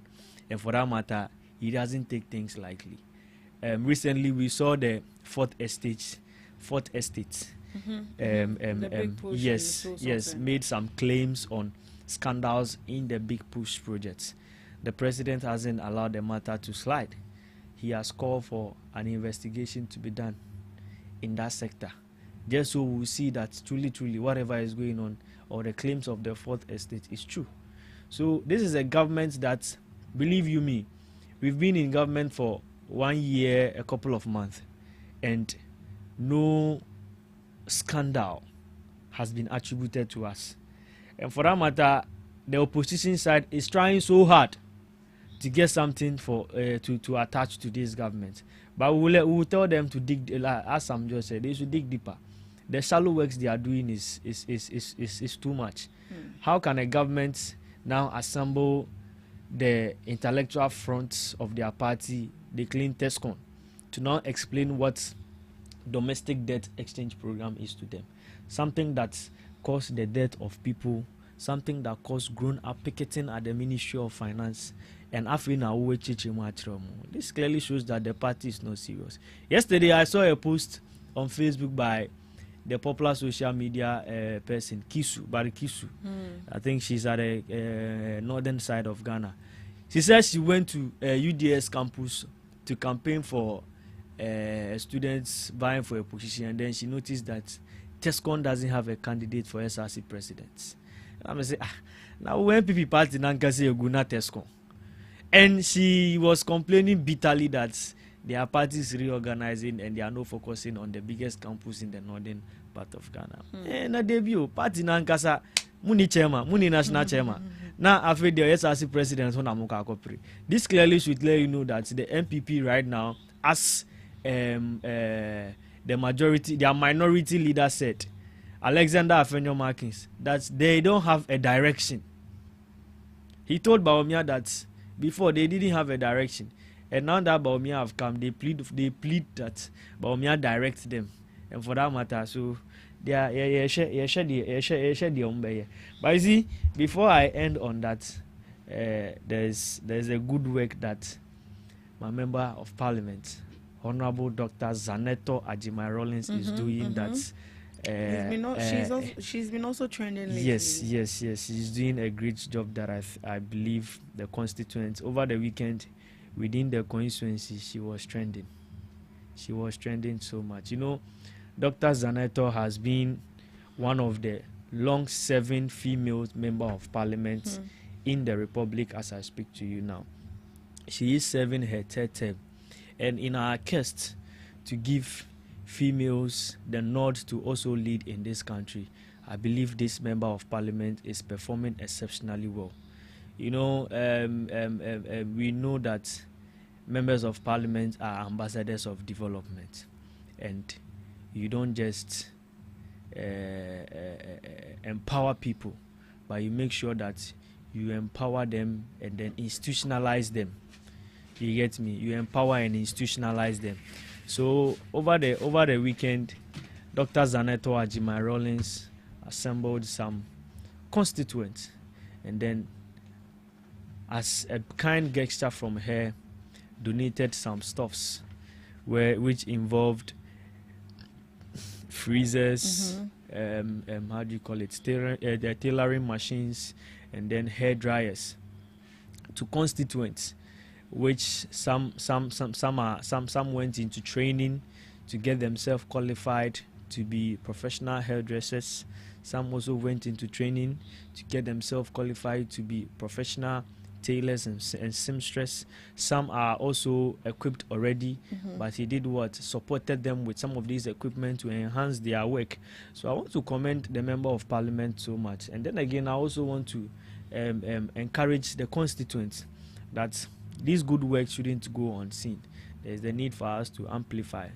When we have the females leading us, and then we are encouraging and then talking about the good works they are doing, it serves as a motivational point for those behind, the females behind, to see that, oh, we also can do what? Can make it. It is not a male-dominated area. Now, there's this popular saying that if you educate a male, you educate, how do you call it, a community. But if you educate a female, you educate a whole nation.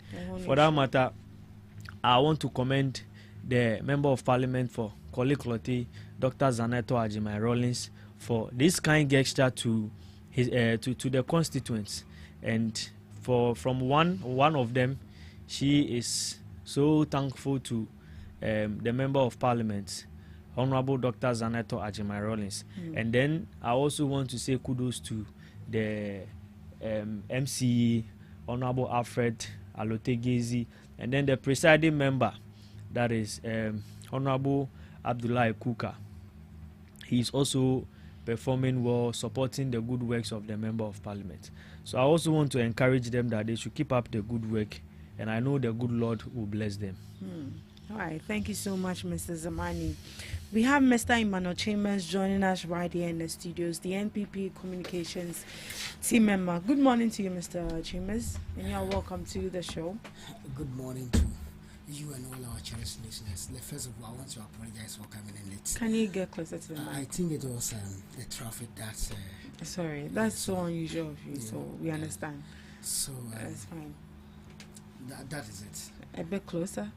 You are far away from the microphone. You don't want us to hear you.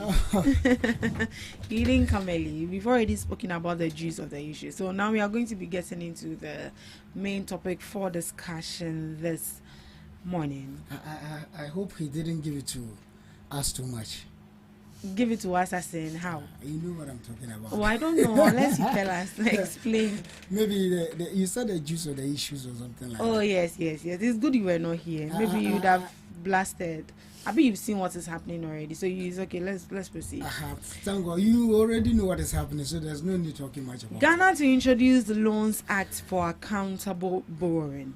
The government of Ghana has announced plans to introduce a new Loans Act aimed at strictly regulating the use of borrowed funds to ensure fiscal discipline and long-term debt sustainability. And this was announced on 30th March 2026 by the Finance Minister, Dr. Kesalato Forsen. The proposed legislation is designed to anchor a fundamental shift in how the country manages its public debt following its recent efforts. And the key objective of the proposed Loans Act is to project-linked borrowing. Every future loan must be tied to specific high-impact projects that provide clear economic or social benefits for citizens. Value for money requirements. All borrowing will be subject to value for money assessment to prevent wasteful or non-essential spending. Elimination of non-essential debt. The law aims to curb unsustainable borrowing and ensure that any debt incurred is productive rather than merely covering recurrent expenditures. Strengthened and accountability. The Act is expected to complement broader reforms such as the establishment of an independent fiscal council and the implementation of a debt to GDP ceiling of 45% by 2034. So this is a new act that is about to be reintroduced into Parliament. The act that is going to, going to oversee how we borrow. Mr. Chambers, what do you make of this act? Well, to be honest, I want to be very clear on this topic. You see, accountability in borrowing is a good call. It's indeed something I would always love. I believe that anything that has to do with accountability, what our monies are meant for, and it is in the public domain, I always, channel my energy through that call. I strongly support it. But then, if you look at it carefully, I always ask myself these rhetorical questions. Is this the best way to really regulate our loans borrowed from international communities? Are we not having any existence or any laws that are already regulating this? And if indeed we are having it captured in the 1992 Constitution, taking it from Article 181, what at all are we trying to do? Because I understand that for 2-3 times now, any government that comes to power, they would have to regulate the loans or regulate the borrowing. But consistently, there have been a change or amendment to those Loans Act. Right. So I believe that we have to look at it so that we don't, regulate the loans to favor some political convenience. Right. That is one thing I believe, because it is expected that before a loan is taken, it should go through the Parliament. Parliament must discuss it, know the terms and conditions in the loan, and what at all that loan is going to be used for before the government goes to borrow. And so now, if the Parliament, in fact, the people who have chosen to represent us, cannot regulate our loans, cannot regulate our monies, then that is quite unfortunate. It means that we have to look at that portion of the Constitution where it has given the Parliament the opportunity or the right to edit and look into our loans. But do we have existing laws that regulate how we have the PFM 2016. It's already regulating our loans. We have the 1992 Constitution, that is Article 181, regulating our loans, that it has to pass through the Parliament. The Parliament must look at it, make sure that the terms and conditions in the loans, if it is not in accordance or wouldn't serve the purpose of ordinary Ghanaian, then there's no need for the loans. So whatever loan we have ever gone in for in this country, whether NPP or NDC, it means that it must have gone through debates in Parliament before they approve it for the loans to be taken. Now, another thing I have seen over the years now is that the value for money is always our problem. Every loan targets the value for money. Yeah. Every loan. Yeah, every loan. Yes, and then of course, if you look at all the reforms, it all targets the value for money. But the thing is that politicians has positioned themselves that if they go and borrow the money in the name of value for money, they come use just some little amount of the money to execute the work, or the reason they have gone for the loans. Then the rest of the money, only God knows where the money goes to. Look at a typical example in Newtown. I don't want to really politicize this particular topic, and that what the unfortunate incident at Newtown, I didn't want to politicize it at all, but I'm saying that this is a government project, a project that has been valued, a project that was built under the authorization of the district assemblies. Now you build it, and within no time, let me say so, I think the project has been there for some years now, like 15 or so. Within no time, the project or the buildings has collapsed. What at all has gone into it? Who was the contractor? It means they use less or inferior materials to put out some of those projects. And wasn't anybody like available to foresee that they use the right materials? And so that is a question. But so for how long has that building been? I think it's over. It's 15 years now. They said it's 15 years. And so I think, in as much as they are proposing a loans act to regulate our borrowing, it's okay. But I always say that it is not just about, coming out with a lot of acts or a lot of laws. It is all about making sure that the existence ones works. Once the existence ones or the legal frameworks are not in action, and you are coming out with another new legal framework, at the end of the day, we wouldn't know which law is working perfectly and which one is not working perfectly. The dangers of it is that some of these laws, government comes with. The dangers of it is that it's aimed at putting you, the government, in a suitable situation where you can freely operate. Because let's look at it from this angle. If we have an act in 2016, and then today the new government is saying that, and I think the current government was deeply involved in that act, right? And it was meant to regulate, that is the PFM I'm talking about, it was meant to regulate the borrowing. But today, they are saying that no, that one is not working perfectly. We are coming with another new reforms. I am a bit scared that it could be a political optics where the government might be centralized in decision making when it comes to borrowing. You see, we all know that accountability in this country has been one of the issues we have. Accountability and transparency. Look, let me end it this way. You recently observed that His Excellency John Dramani Mahama has called on the road minister to look at the sole sourcing. If you look at the money they have allocated to the sole sourcing, you understand that he was saying that no, they should prop into it. Why? Because I think the money was so excessive. You understand? Is that why? That think could be, because there's an abuse of sole sourcing. There's an abuse. They've gone contrary to the SONA statement made by John Dramani Mahama, and then even the amount allocated, it was also one of the reasons. So he said they should prop into it. So I have every right to say that the amount is also inside. So I want to say that. I don't think you have every right. You are just saying that based on assumption, because as it stands now, reading the reports, it never said that there's a sort of money missing or there's corruption. The only thing they said was sole sourcing. So the sole sourcing, if they made us already see connectivity of issues matters so much in communication. Why am I saying so? These were the same people who told us that sole sourcing was bad and it was a way to milk from the pest of the country. That was what I know, right? I even have someone like Sam George made that statement. Sammy Jimfichu also made that statement, and you could see that most people condemn sole sourcing. Most people. And even the Excellency, the President today, said they were going to abolish it or use it in rare situations. These were his words. Yes. So I to end it on peaceful note, I want to say that, like I said earlier on, I don't want to politicize this.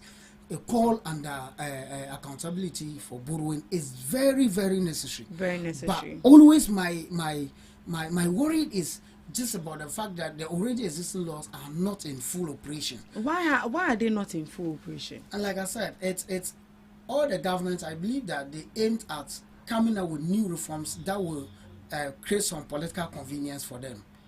Today we have a super majority in parliament. You understand? So any decision that has been taken, it could happens that maybe the bodies that are supposed to hold the government accountable could be a body the current government may love so much. You see, let this reform form. Let us have a new government. You will see that they will be coming out with another issue and calling for another new reforms. I won't be surprised if that happened, because we have almighty 1992 constitution that is protecting this, and some other act, and the PFM like I mentioned, and some other parliamentary approval and all that. So why the call for the another new reforms under Loans Act? That is because they feel that the already existing ones are not working. If they are working perfectly, would they call for the new act? Mr. Zamani, what do you think of the Loans Act? All right, so thank you so much.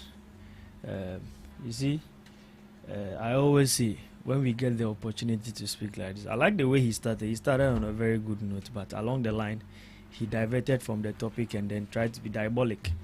So I would have to put him on track with facts and records.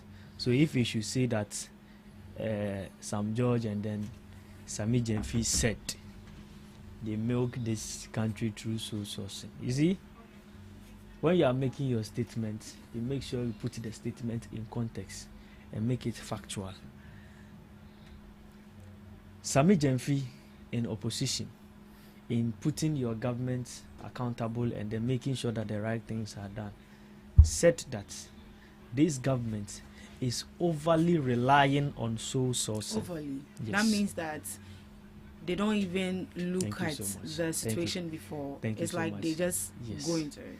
They, out of all the means that the Procurement Act has given to award contracts, this government overly took the side of soul sourcing, of which there's restricted tendering and then there's competitive tendering.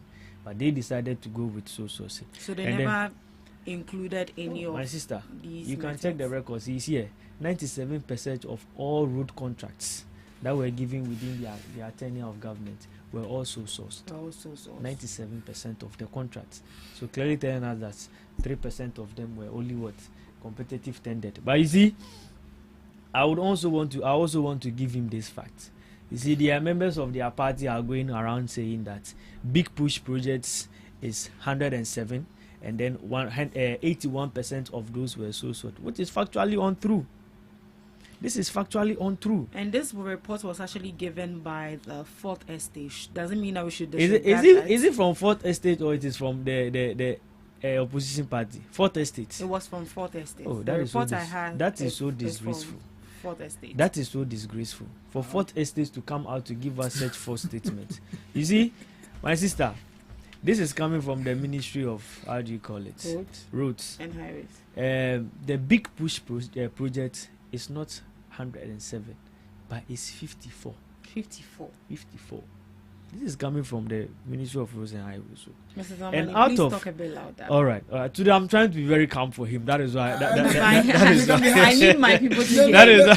So please speak louder for me. I beg you. You don't want me to hear you.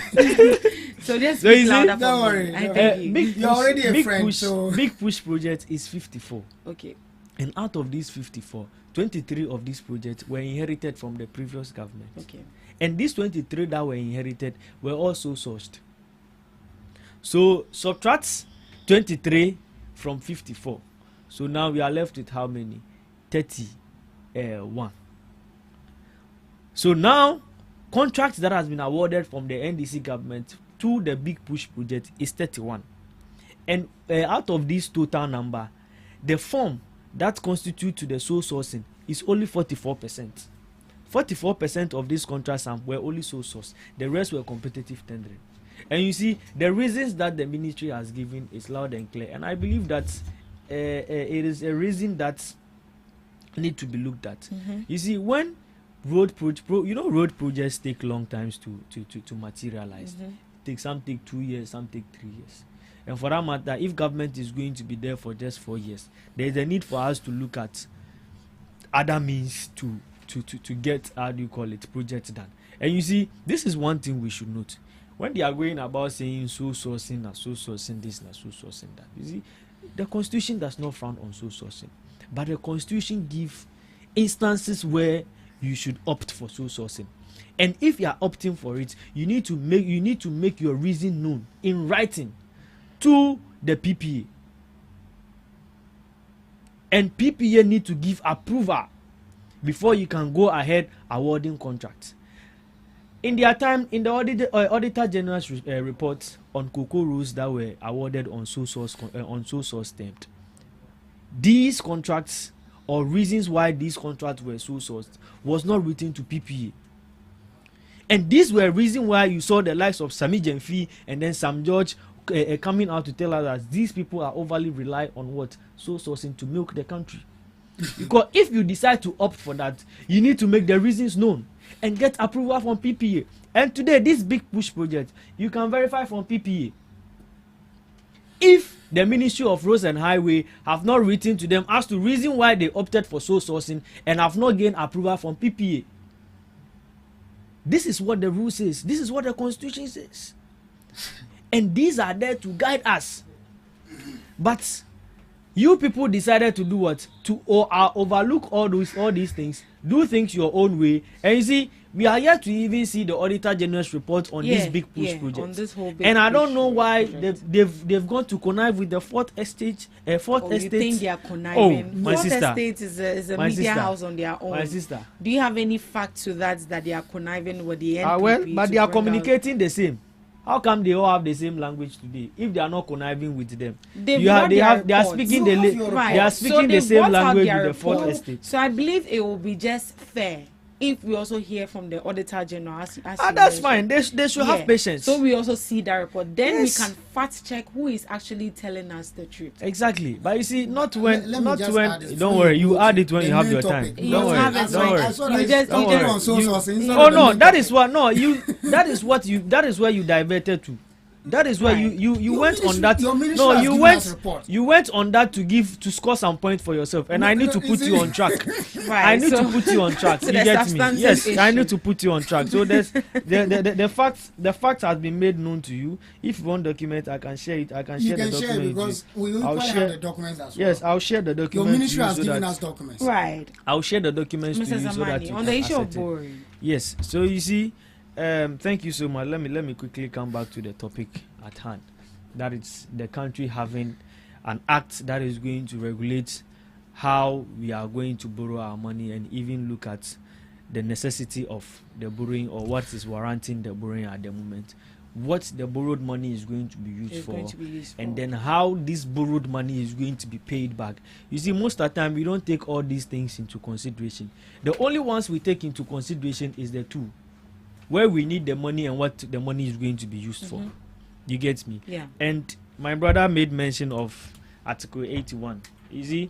Article 181, which has to do with seeking approval from Parliament before you go ahead to initiate borrowing, which I believe only limits the duty of Parliament to just look at the substantive issues and then give the approval for the borrowing. I believe this act coming up is going to be more detailed. You get me? Where thresholds will be given. You get me? As to what amounts can be borrowed at what particular point in time. And look at the need of whatever reason the money is being borrowed for. You see, sometimes we borrow for projects that are like, you see, that's not necessary. Like, we go and borrow money that we are coming to do this project. The money comes in, the money then is now diverted for another thing. You get me? And these are things that too much Emma Ghanaians. Sorry if I'm speaking the language. We have diverse of people listening here, so I need to mix everything. You see, when it happens like that, it tends to burden the country so much. And for that matter, if Parliament have decided to bring an act, yes, we have the Public Financial Management Act that is actually overseeing how public funds are going to be dealt with, but having a specific one for loan, which is going to be in depth on how loan matters are going to be dealt with, I believe is in the right direction. So with this matter, I don't think there's a need for us to politicize this so much or try to draw political colors on this, but just to contribute our own to it, and then see that it see the light of the day. So I believe as if we get this, right, yes. But we already have existing laws pertaining this whole act of borrowing loans. Why do we have to bring in a new law? What happened to the old one? All right, so as I made reference earlier, there is that of Article 181 that give Parliament the power to oversee or see through to that it gives approval. But you see, sometimes Parliament is being overlooked, and then they go ahead to make looking at matters of agency. That is what they used to describe it, that there's whatever money we need for this project is urgent, and for that matter we cannot come to Parliament to go through the process to get the approval, of which I see it is one way or the other undermining the powers of Parliament. So there's a need for us to get something specifically for loans. You get me? To regulate and then give thresholds, or look at how matters of agency can be dealt with.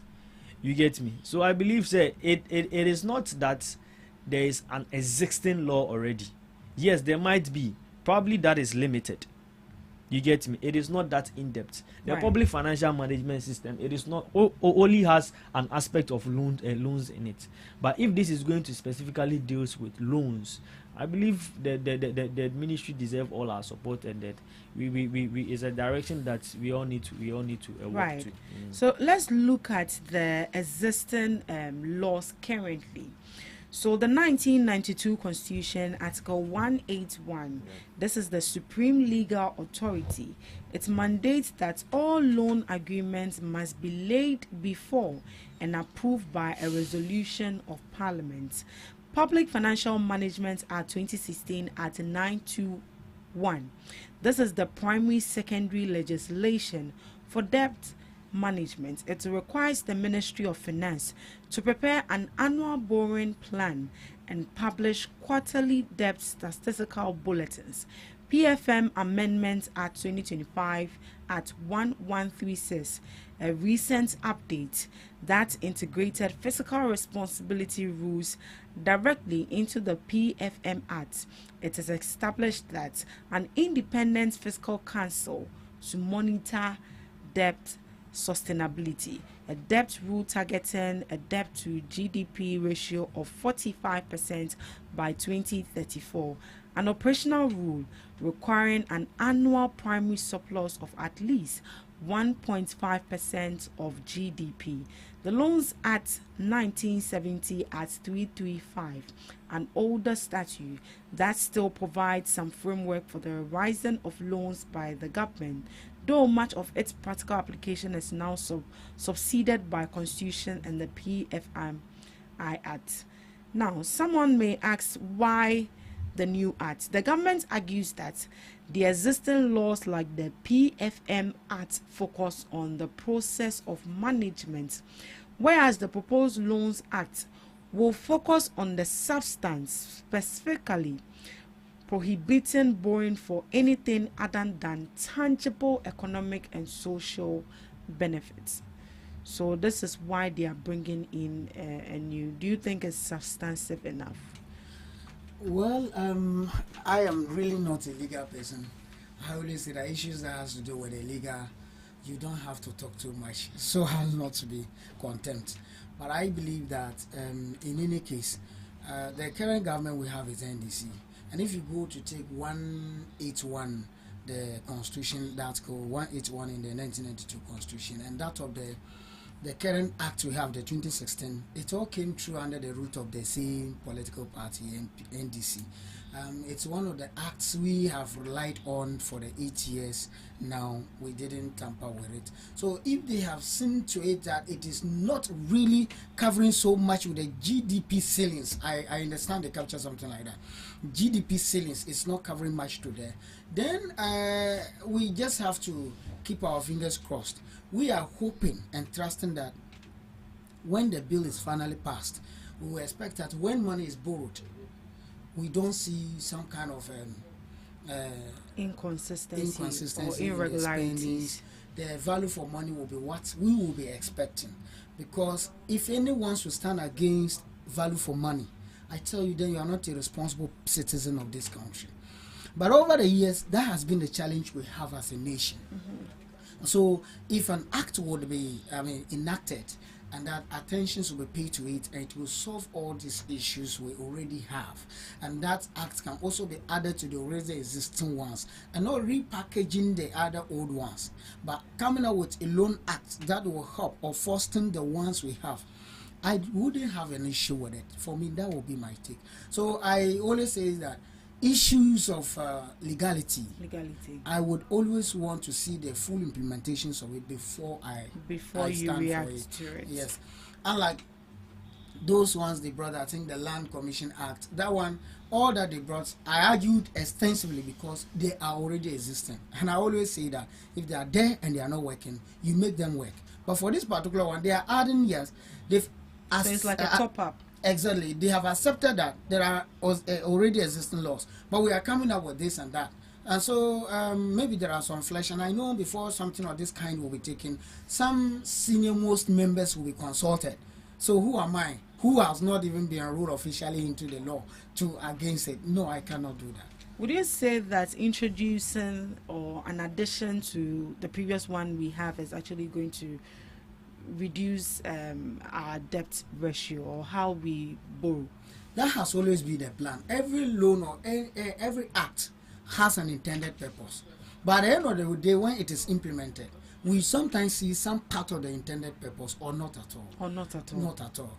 And previously, you see, my argument will be built on the point that if we have so many existing laws, then a new government comes and then they are bringing in a new reforms to the existing laws, saying that the existing laws are not working. It's just like the issue of vote buying. So if a new reforms is coming up today, it means that the government is not satisfied with the already existing laws. So I believe that whatever is going to happen, generally we should expect nothing but the best from it.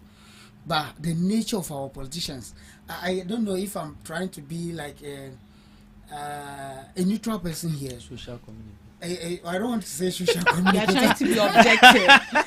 No, the thing is, I think objectivity. If you listen to my old videos when I come into communication, I always say that my interest is the ordinary Ghanaian on the streets. But you're affiliated to a particular party and you speak for a particular party. No doubt about it. I belong to a political party. And you speak for them. And I speak for them. Even if you had to lie.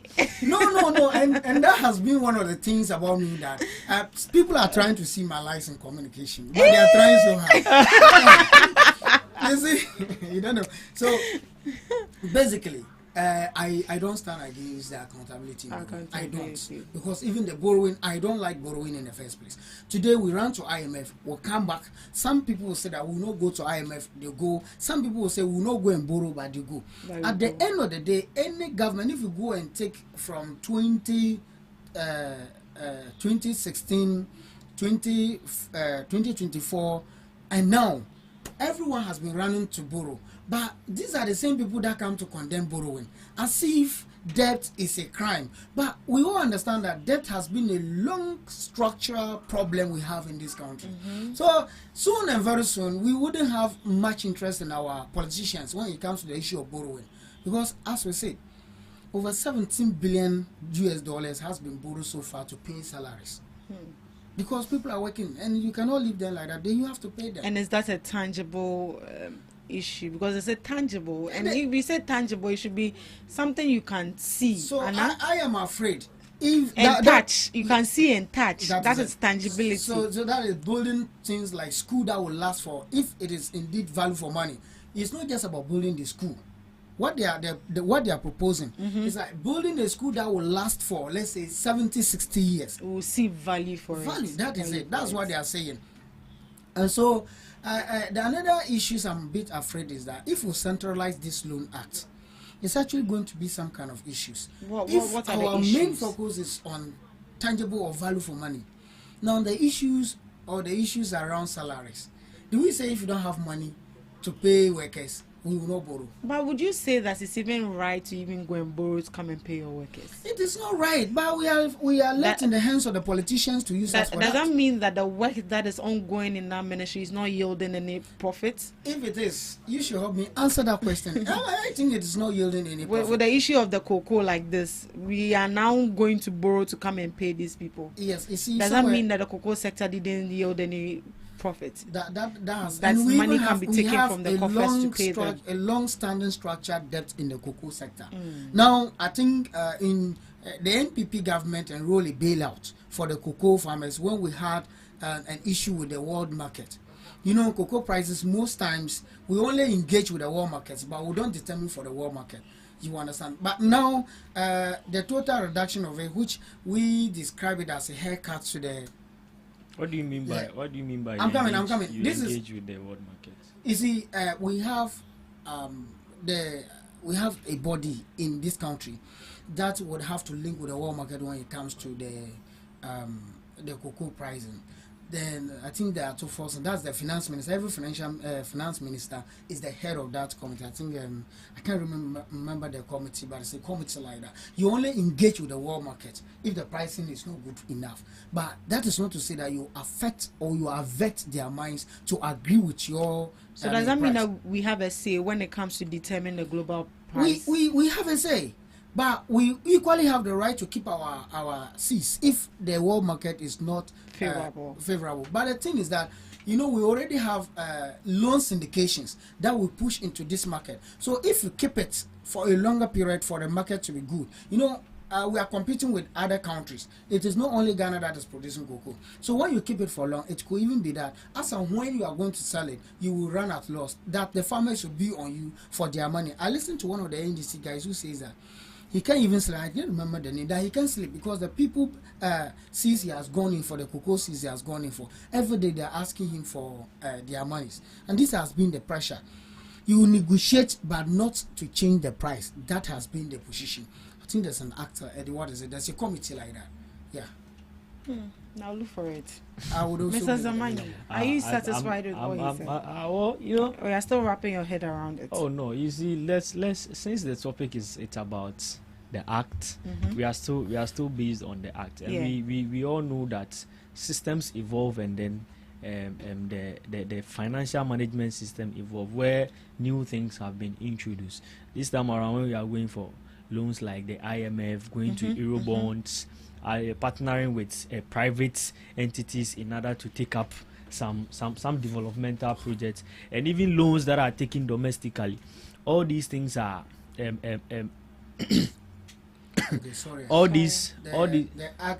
committee is PPRC. That is a Producer Price Review Committee. Okay. Producer Price Review Committee. So, and for that matter, they do what? They engage with the world market. He said they engage with in terms of cocoa pricing. Yeah. So meaning whatever price is at the world market certainly will affect that of what is given. You know, normally we don't have it. No, what I'm saying is what their engagement is this place. We don't have the 100% say in cocoa pricing. Exactly. We don't determine for the world market. Exactly. But we engage with them. Maybe they come out with a new market and we say no, this won't be good for our country. We go in a dialogue with them, and it is a PPRC that is supposed to do that. Yes. So at the end of the day, whatever is determined, they eventually affects us, right? And that is why it is. I see where you are going. No, that is why. Oh, I just want to get. I want to get the similarity. I know you want to get some clarification. So the clarification is that is why it is not good to jump into cocoa farmers' rooms and farms promising them 6,000 per bag. When you know that you cannot determine the price. No, that all those you see. We make those statements in context. Or just to score some. Oh no, we were not scoring. We made reference to the fact that the world market pricing at the world market there was, you know, as reference to the committee. What committee did you mention? PPRC. Yes, PPRC clearly made us know the price at the world market there. So we clearly knew that the people need to benefit from higher these ones. Right. So now that PPRC has made us know that the pricing is low at the world market, why should we hold? Your promises never targeted PPRC, so. All right, let's proceed on the main issue. Right. So so just to land on the fact that these days when we are going for loans at Eurobond and then matters of IMF, these are complex financial systems that we need, in-depth, rooted ways of going around all these loans. And for that matter, there's the need for us to update whatever act or whatever documents we have that leads us to acquiring this loan. So I believe it is something that is going to cover the current, financial running systems that is going to help us in acquiring these loans. So let's give the government the support they need. And what we all need is that at the end of the day, even borrowing shouldn't be something that we need to be encouraging. Ghana, we are in the 21st century, and then countries are evolving, and then these days even physical money is less in the markets. We are going into the era of cryptocurrencies and all that. So these are places that we need to be looking at, because in some years to come we will not be dealing with physical cash. Today people have their money on their mobile phones, people have it in banks, they just pick their phone, they transact money just like that, whilst we are doing away with that of the physical cash. And people are even buying cryptocurrencies, that of how do you call it, Bitcoin and all those things. So those are electronic currencies that we are migrating into. So I think whilst we are looking at ways of borrowing rightly and then putting ourselves at the, let's also look at ways and means that we can put an end to it, and then also migrate to some of these electronic currencies too. Will this new loan act solve our debt problem, or you think discipline is actually required? I believe if not for anything, is going to put some kind of border as to whatever amount is supposed to be borrowed. So we politicians, we have we politicians,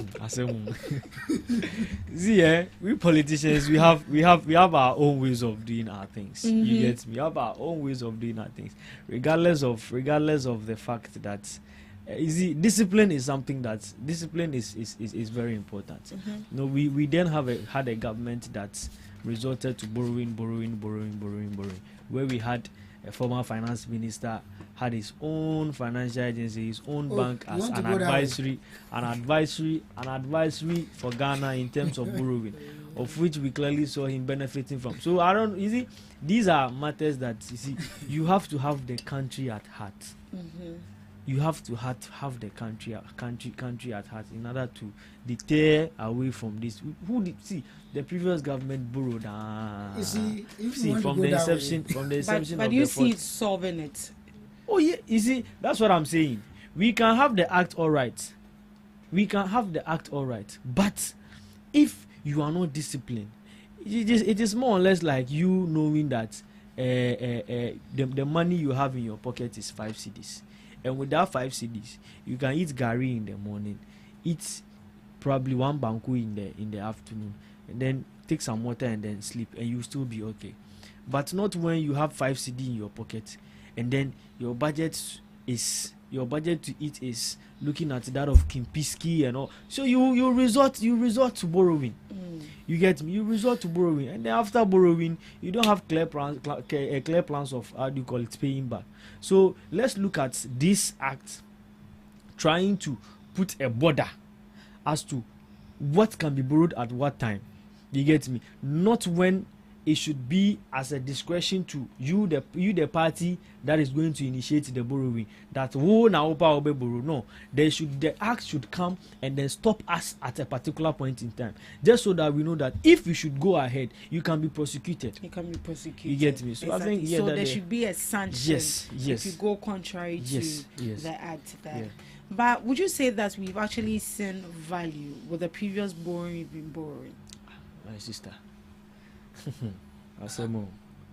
You are looking for a former head finance minister to even account for us, Christ. Oh, my brother. But let me say you this. had your time. Let him finish. You see, that's why I said I want to be calm with you today. But you see the way he's behaving. Don't worry. You can switch. I can switch for you. If you want me to switch, I will switch for you. You get me? We are looking for a former finance minister of Ghana to account for his actions, and then he's nowhere to be found. You get me? So this is clearly telling us that we have people that did us so doom. You get me? They took us to a path where, and then we are suffering so much to come out when their own party was calling for the removal of the finance minister, then of which the president didn't pay heed to him because the finance minister was his cousin. Today, look at where we are. These are some of the reasons why we need to get this act and then, serve as a stop point for some of these public officials. Today, if you look at what is happening at the Public Accounts Committee, yesterday, I don't know if you saw it, a former procurement officer at the Ministry of Defense. You see, and as a procurement personnel, if I see people being held on procurement matters like this, then I become so worried. People initiate spendings of which they don't do proper checks on. Now, Abeka said the profession is now being looked at some way, and at the end of the day, you see the government being tagged. You get me? And these are things that these are things that need to be looked at. Sometimes the laws are there, but people that are supposed to make sure that they abide by what is, they now go behind to do a whole sort of like scrupulous things. You get me? So I believe the call for this loan act is in the right direction. Let's get it into operation, so that at least, if not for anything, not for discretionary wise, but there is a border for, how do you call it, what extent can be borrowed, or whoever can initiate borrow. Just so tomorrow, if you are looking for people to account for whatever spendings have been made, we can get them to do it. Right. And whilst we are doing that too, please, I will encourage you. Let's try and get the man here so that he respond to OSP for us. Because he has made the OSP has been all quite we are so too much. They be no for say. Right. Mr. Chambers, would you say that we are borrowing to grow or we are borrowing to survive? Like I said earlier, before I come to borrowing to grow or borrowing to survive, I want to respond to a statement where he said the previous administration, Nana Baumia administration, has borrowed so much and they were not using it for anything. You see, within the 7 weeks of John Dramani Mahame's government, the current government, they borrowed about 59.68 billion Ghana cedis. 7 months? 7 weeks, not months, weeks. From January to February. From where? Maybe he will tell us so much. From where? I know you made that statement, so you have to tell us. Out of that, 1.47 billion for the energy sector. For the energy sector. Energy sector. Were borrowed. Was borrowed. No, that you said you used part of the money there. You understand? Out of the money you borrowed. I'm sorry, I don't understand. Can you come again? What they borrowed an amount of 6.8 billion Ghana cedis within 7 weeks. You can do your checks. IMF. From the international market. What market? The international market. Where? You borrow from World Bank. Listen, you borrow from World Bank. And you are very sure this money is coming from where? Where exactly? World Bank is one of it. I'm telling you. And did they borrow the money from World Bank? Yes or no? I see. One of whether they borrowed it was from the domestic market. I was told Mr. that. Chambers, oh no! You have to. If you are making a statement, I think you have to be. If you are making claims, so we can cross check. I mentioned World Bank. So they borrowed from World Bank. They borrowed from World Bank. Ask the total debt within 7 weeks. January to February. How much the NDC has borrowed? The new government. You can do your checks. Which I have my facts here. They borrow. All right, let's proceed. Whilst you are doing, he may be doing that. Borrowing for salaries alone. You will listen to the finance minister. $17 billion for salaries alone. So if you sit here to paint the picture as if the MPP came to borrow what we borrow, we don't use the money for anything, and that your borrowing is going to be special than NPP's borrowing. I'm sorry to say that. Then you are not telling us anything. In 2012, the same government today, they ruled us up to 2012, and before you left power, you left a debt. In 2016, the same thing. But reasonably, that is not what we are here to do. But if you want to, switch and go into who has borrowed, who has not borrowed, I am saying that even when we were leaving power in 2024, we left a country's GDP at 5.7, which amounted to, and let's say in Ghana cedis, that could be, we harvested something around 1 trillion. And when you were leaving power in 2016, the country's GDP was around 3.5. And so I don't know the issue of borrowing. Well, like I said, every government borrowed. If this current government has not borrowed before, then anyone has the moral right to speak about borrowing. But you asked the question as to whether the current act is going to, or you said the borrowing, can you repeat generally? Yourself? Generally, are we borrowing to survive, or we are borrowing to grow as a country? You see, sometimes we borrow to put in the pockets of the politicians. Because if I look at the money, sometimes when they go to some of these international markets to borrow, the money they mentioned, when they bring it to this country, what the money is supposed to be meant for, what is supposed to be used for, I don't see it. Other than that, the amount of money from 2008 to date, the amount of money we have run to borrow, we should have used that money so wise enough that every Ghanaian child would have seen the impact of it. But then, as we said, this government will come, go and borrow questions around it. You see the other side in parliament asking questions about what you have borrowed for. When they leave, another new person will come. And look at the public accounts committee. Look at what is coming up. A whole lot of things are coming up. But we are still going to borrow. We are still going to borrow. So it means that we borrow, we get the money, and then we use it anyhow. Even with the internal generated revenue, I don't know where we are putting the money. I don't know. Our tax money, is it not enough to take care of our needs? You see, he said something I like. You see, we should focus so much on ending these loans. We should try to see as a country if we can end the loans. You see, the loan is what is giving us a problem. When you go to borrow, nobody will give you loan without interest at the end of the day. The interest would have used to develop the country. That is what they use in paying to the sources where they derive the loans from. So I believe that we cannot say that Ghana, all the governments, NDC, NPP, they are not doing anything. That has been the language. But I believe that one way or the other, some of the governments, anytime a government comes, they do one or two things to the best of their capacity. They do one or two things.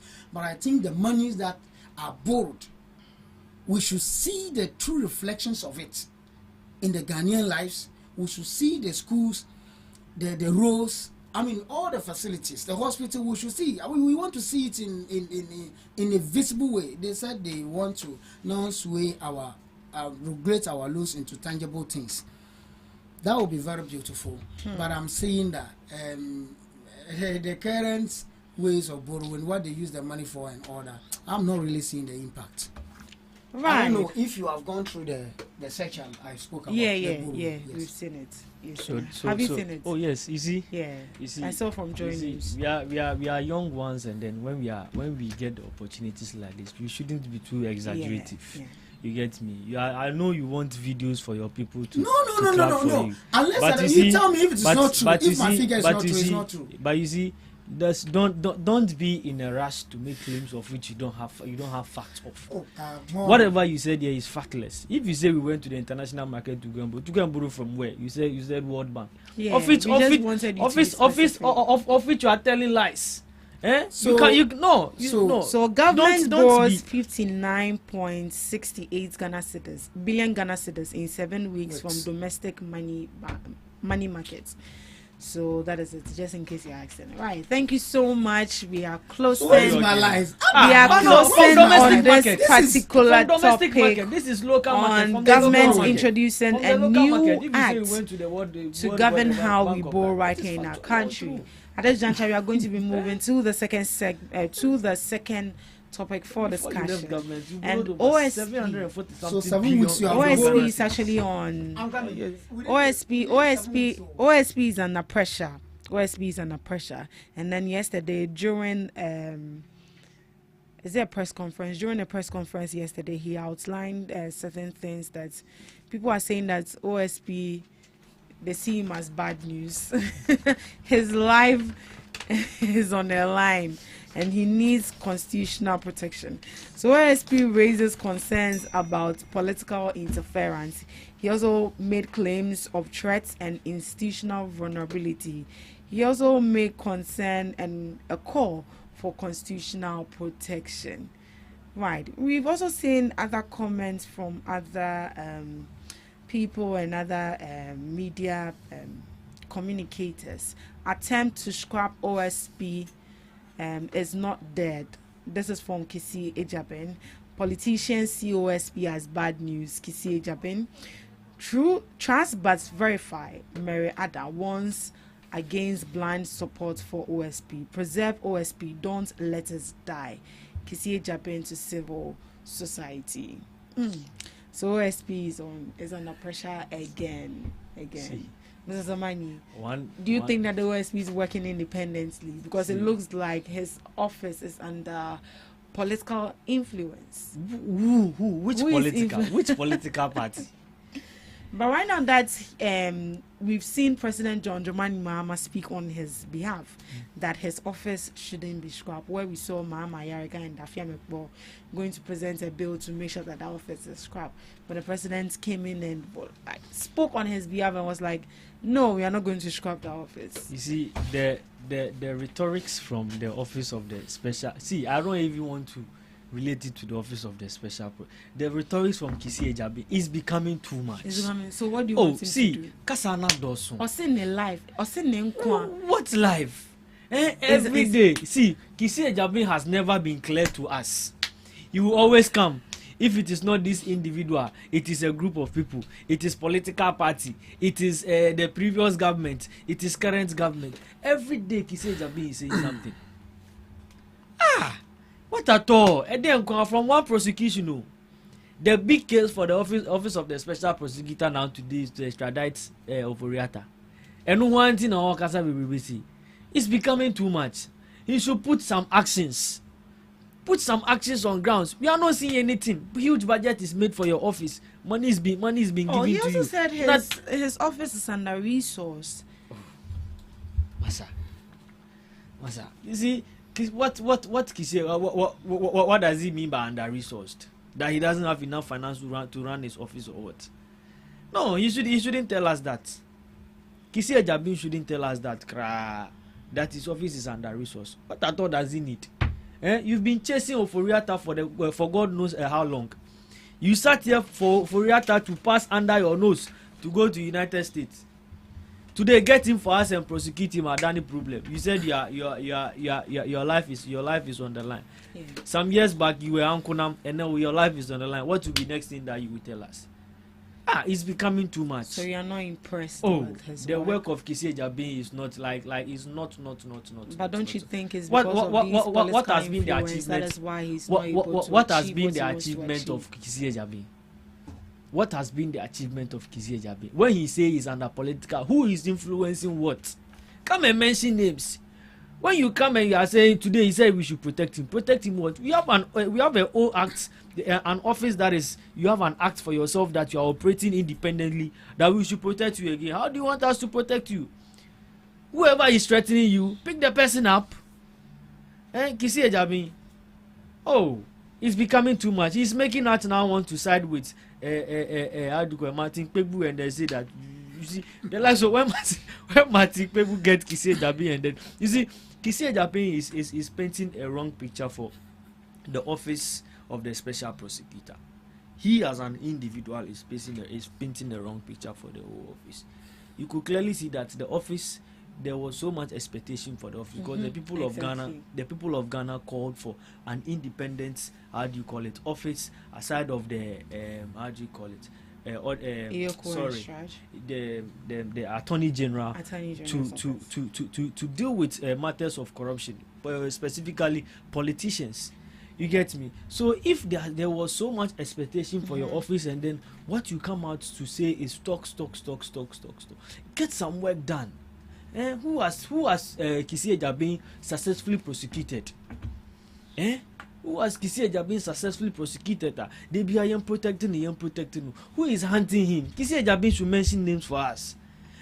That is why the likes of Dafia Makwenko want the office, because we don't know. We are giving you huge sums of money and we are not seeing no work is being seen on ground.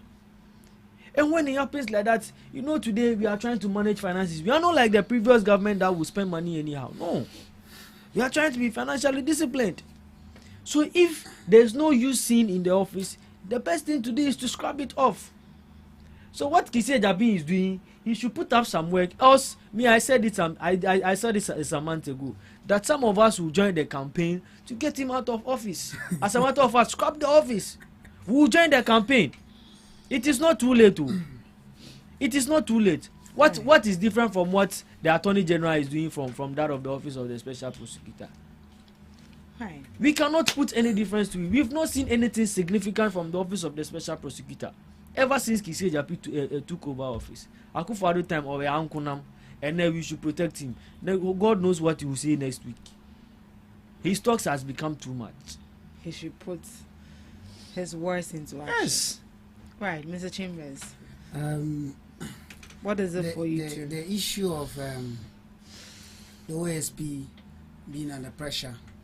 I sometimes you see, I once said that soon the OSP will be under pressure, because I listened carefully to some of the senior members of NDC and the pressure they were mounting on the OSP. The very day Martin Kwebu was Speaker, you understand that the Femapo and Co were putting pressure and were pushing for the OSP to appear before Parliament for questioning. My worry is this: why is the NDC, as a political party, interested in the OSP? I think they should rather be interested in the special prosecutor.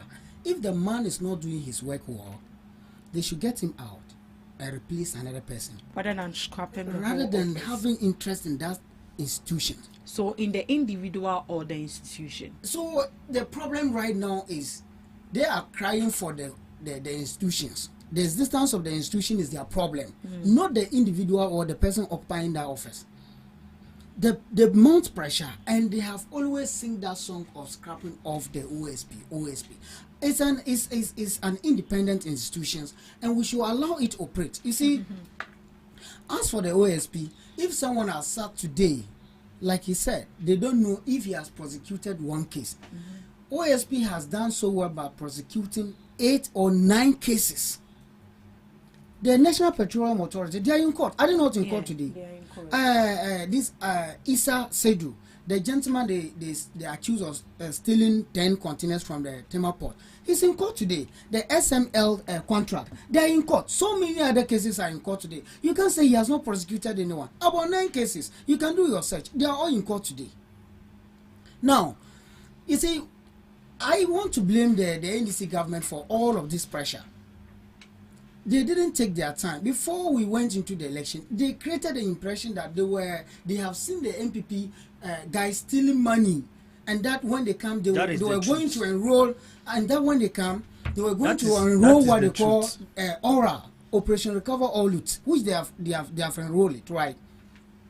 Today, as we sit, ask yourself, how many cases out of the 59 cases they spoke about, how many cases have they been able to prosecute? I dare you to bring in or tender in evidence if you have one. They said they promised the leader the original chairman is in court. The former NSS deputy director is in court. The leader of the ORA has stated, Ablakwa, he said earlier on they are supposed to, or they've projected to recover 20 point something million or billions US dollars. That was what he said. Yeah, I mentioned the figures. Take time. I have facts. I'm speaking about the real facts. Your facts are not always billion in US dollars. That is what he said. Now, when all these cases they laid before the AG, the Attorney General, we all listened to his response. He said what has been laid to him by the oral team is, he described it as what? Bare bones investigations. No flesh, no evidence. he can't even establish a prima facie on those allegations. This is AG speaking, and you know it. He has evidence to what I'm saying. For that matter, what is he supposed to do? For that matter, what is he doing? I am not in position to direct your. Oh no, you see, don't reference. I think when you were speaking, I patiently waited for you to finish. That's fine. So with all due respect, you have to accord me with that respect, please. And so I want to say that as for the OSP, if they are saying that the OSP is not doing his work, now we have to also look at it from this angle that the public is putting interest in. Is putting pressure on the man. They are speaking. The whole honorable member in charge of government business, the leader of government business, calls for the removal of the OSP. The office. And you think he should be comfortable? He cannot be comfortable. So the man, to the best of my knowledge, the man is actually doing well. Somewhere along the line, you understand that I was against OSP. Yeah. I sat here sometimes and spoke against him. I was saying that sometimes some of his press conferences, he doesn't actually, take time before organizing press conferences. And you will recall that the case of National Petroleum Authority, in his press conference, what he stated, the amount captured 280 million Ghana cedis. It was reduced when he prosecuted this case. It was reduced to 108 million Ghana cedis. So I said that he was supposed to have accurate figures before organizing the press conference. So if he's not right, I will never support. But when he's right, I will support. The existence of the office has no problem to me. The office is there to deter people from engaging in corruption, using offices to extort money or embezzlement of money in a torn degree without recourse to accountability. That has been my position. But if the person in there is not working perfectly, I think the NDC government, in fact the government of the day, should look at it by getting a new person to occupy the office and also make sure that they foster. The OSP is just a human being like that of the oral members. People that were singing the songs and were crying out as if they have seen money. They were even mentioning names. But in telling some George and Co, they were mentioning names of the people who have stolen money in this country. The NPP guys that have stolen money. As of now, today, the 20-point-something billion US dollars has not been recovered. And now they themselves are fighting amongst themselves. This one will push the blame of Aura to this one. This one will say you have not done your work well. I don't even know. I don't even know if the Aura is still existing. Otherwise, it is just like the issue of the OSP because they have the same challenge. Mm-hmm. And I was expecting the Aura to even work perfectly more than the OSP because the group of people ruling this country today never believed the OSP. That is why they were calling for his removal. Today they are still calling for his removal. Right. Mrs. Zamani, you wanted to say something. So you see, if you are making reference of statements that the Attorney General said what has been presented to him is bare bones allegation. Thank you. And what you need to end whatever the Attorney General said. And for that matter, he is going to go into the matters deeper. So don't just make half statements and then build your points on it. No, that is the job of the Attorney General. And the matters that has been presented to him cannot be just picked and then worked on without being investigated. Because you cannot go to the court with just bare claims. You need to back it with facts and evidence. So if the Attorney General, please,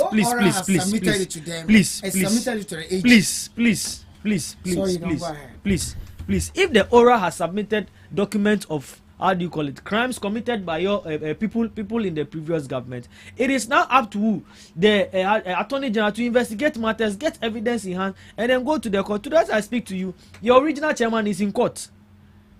The person vying to be your national chairman today is in court. A former NSS board is in court. So if you tell me that ORA is not in action, then I don't know. I see that you are not in the country or your ears are not on ground. You are not. Your ears are not. You presented 59 cases, and what are you talking about? I've mentioned names of people that are in court that are from ORA matters.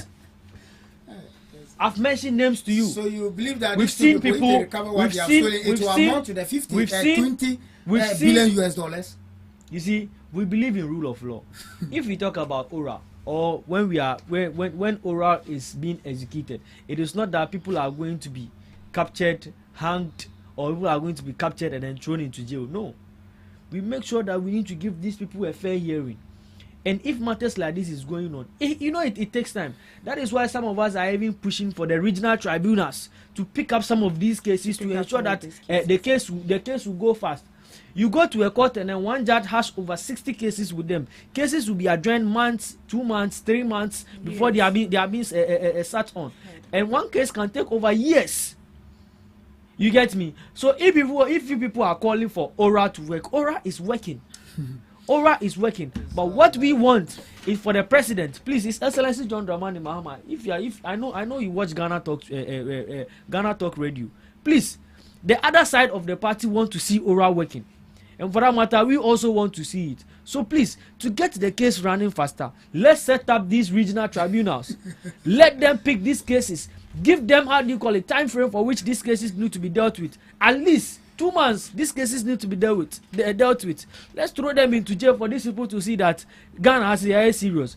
How can you just come and then do things anyhow and then today you are here, now we have the likes of Chemaun to me entering into our forest reserve, do whatever they want and then come back.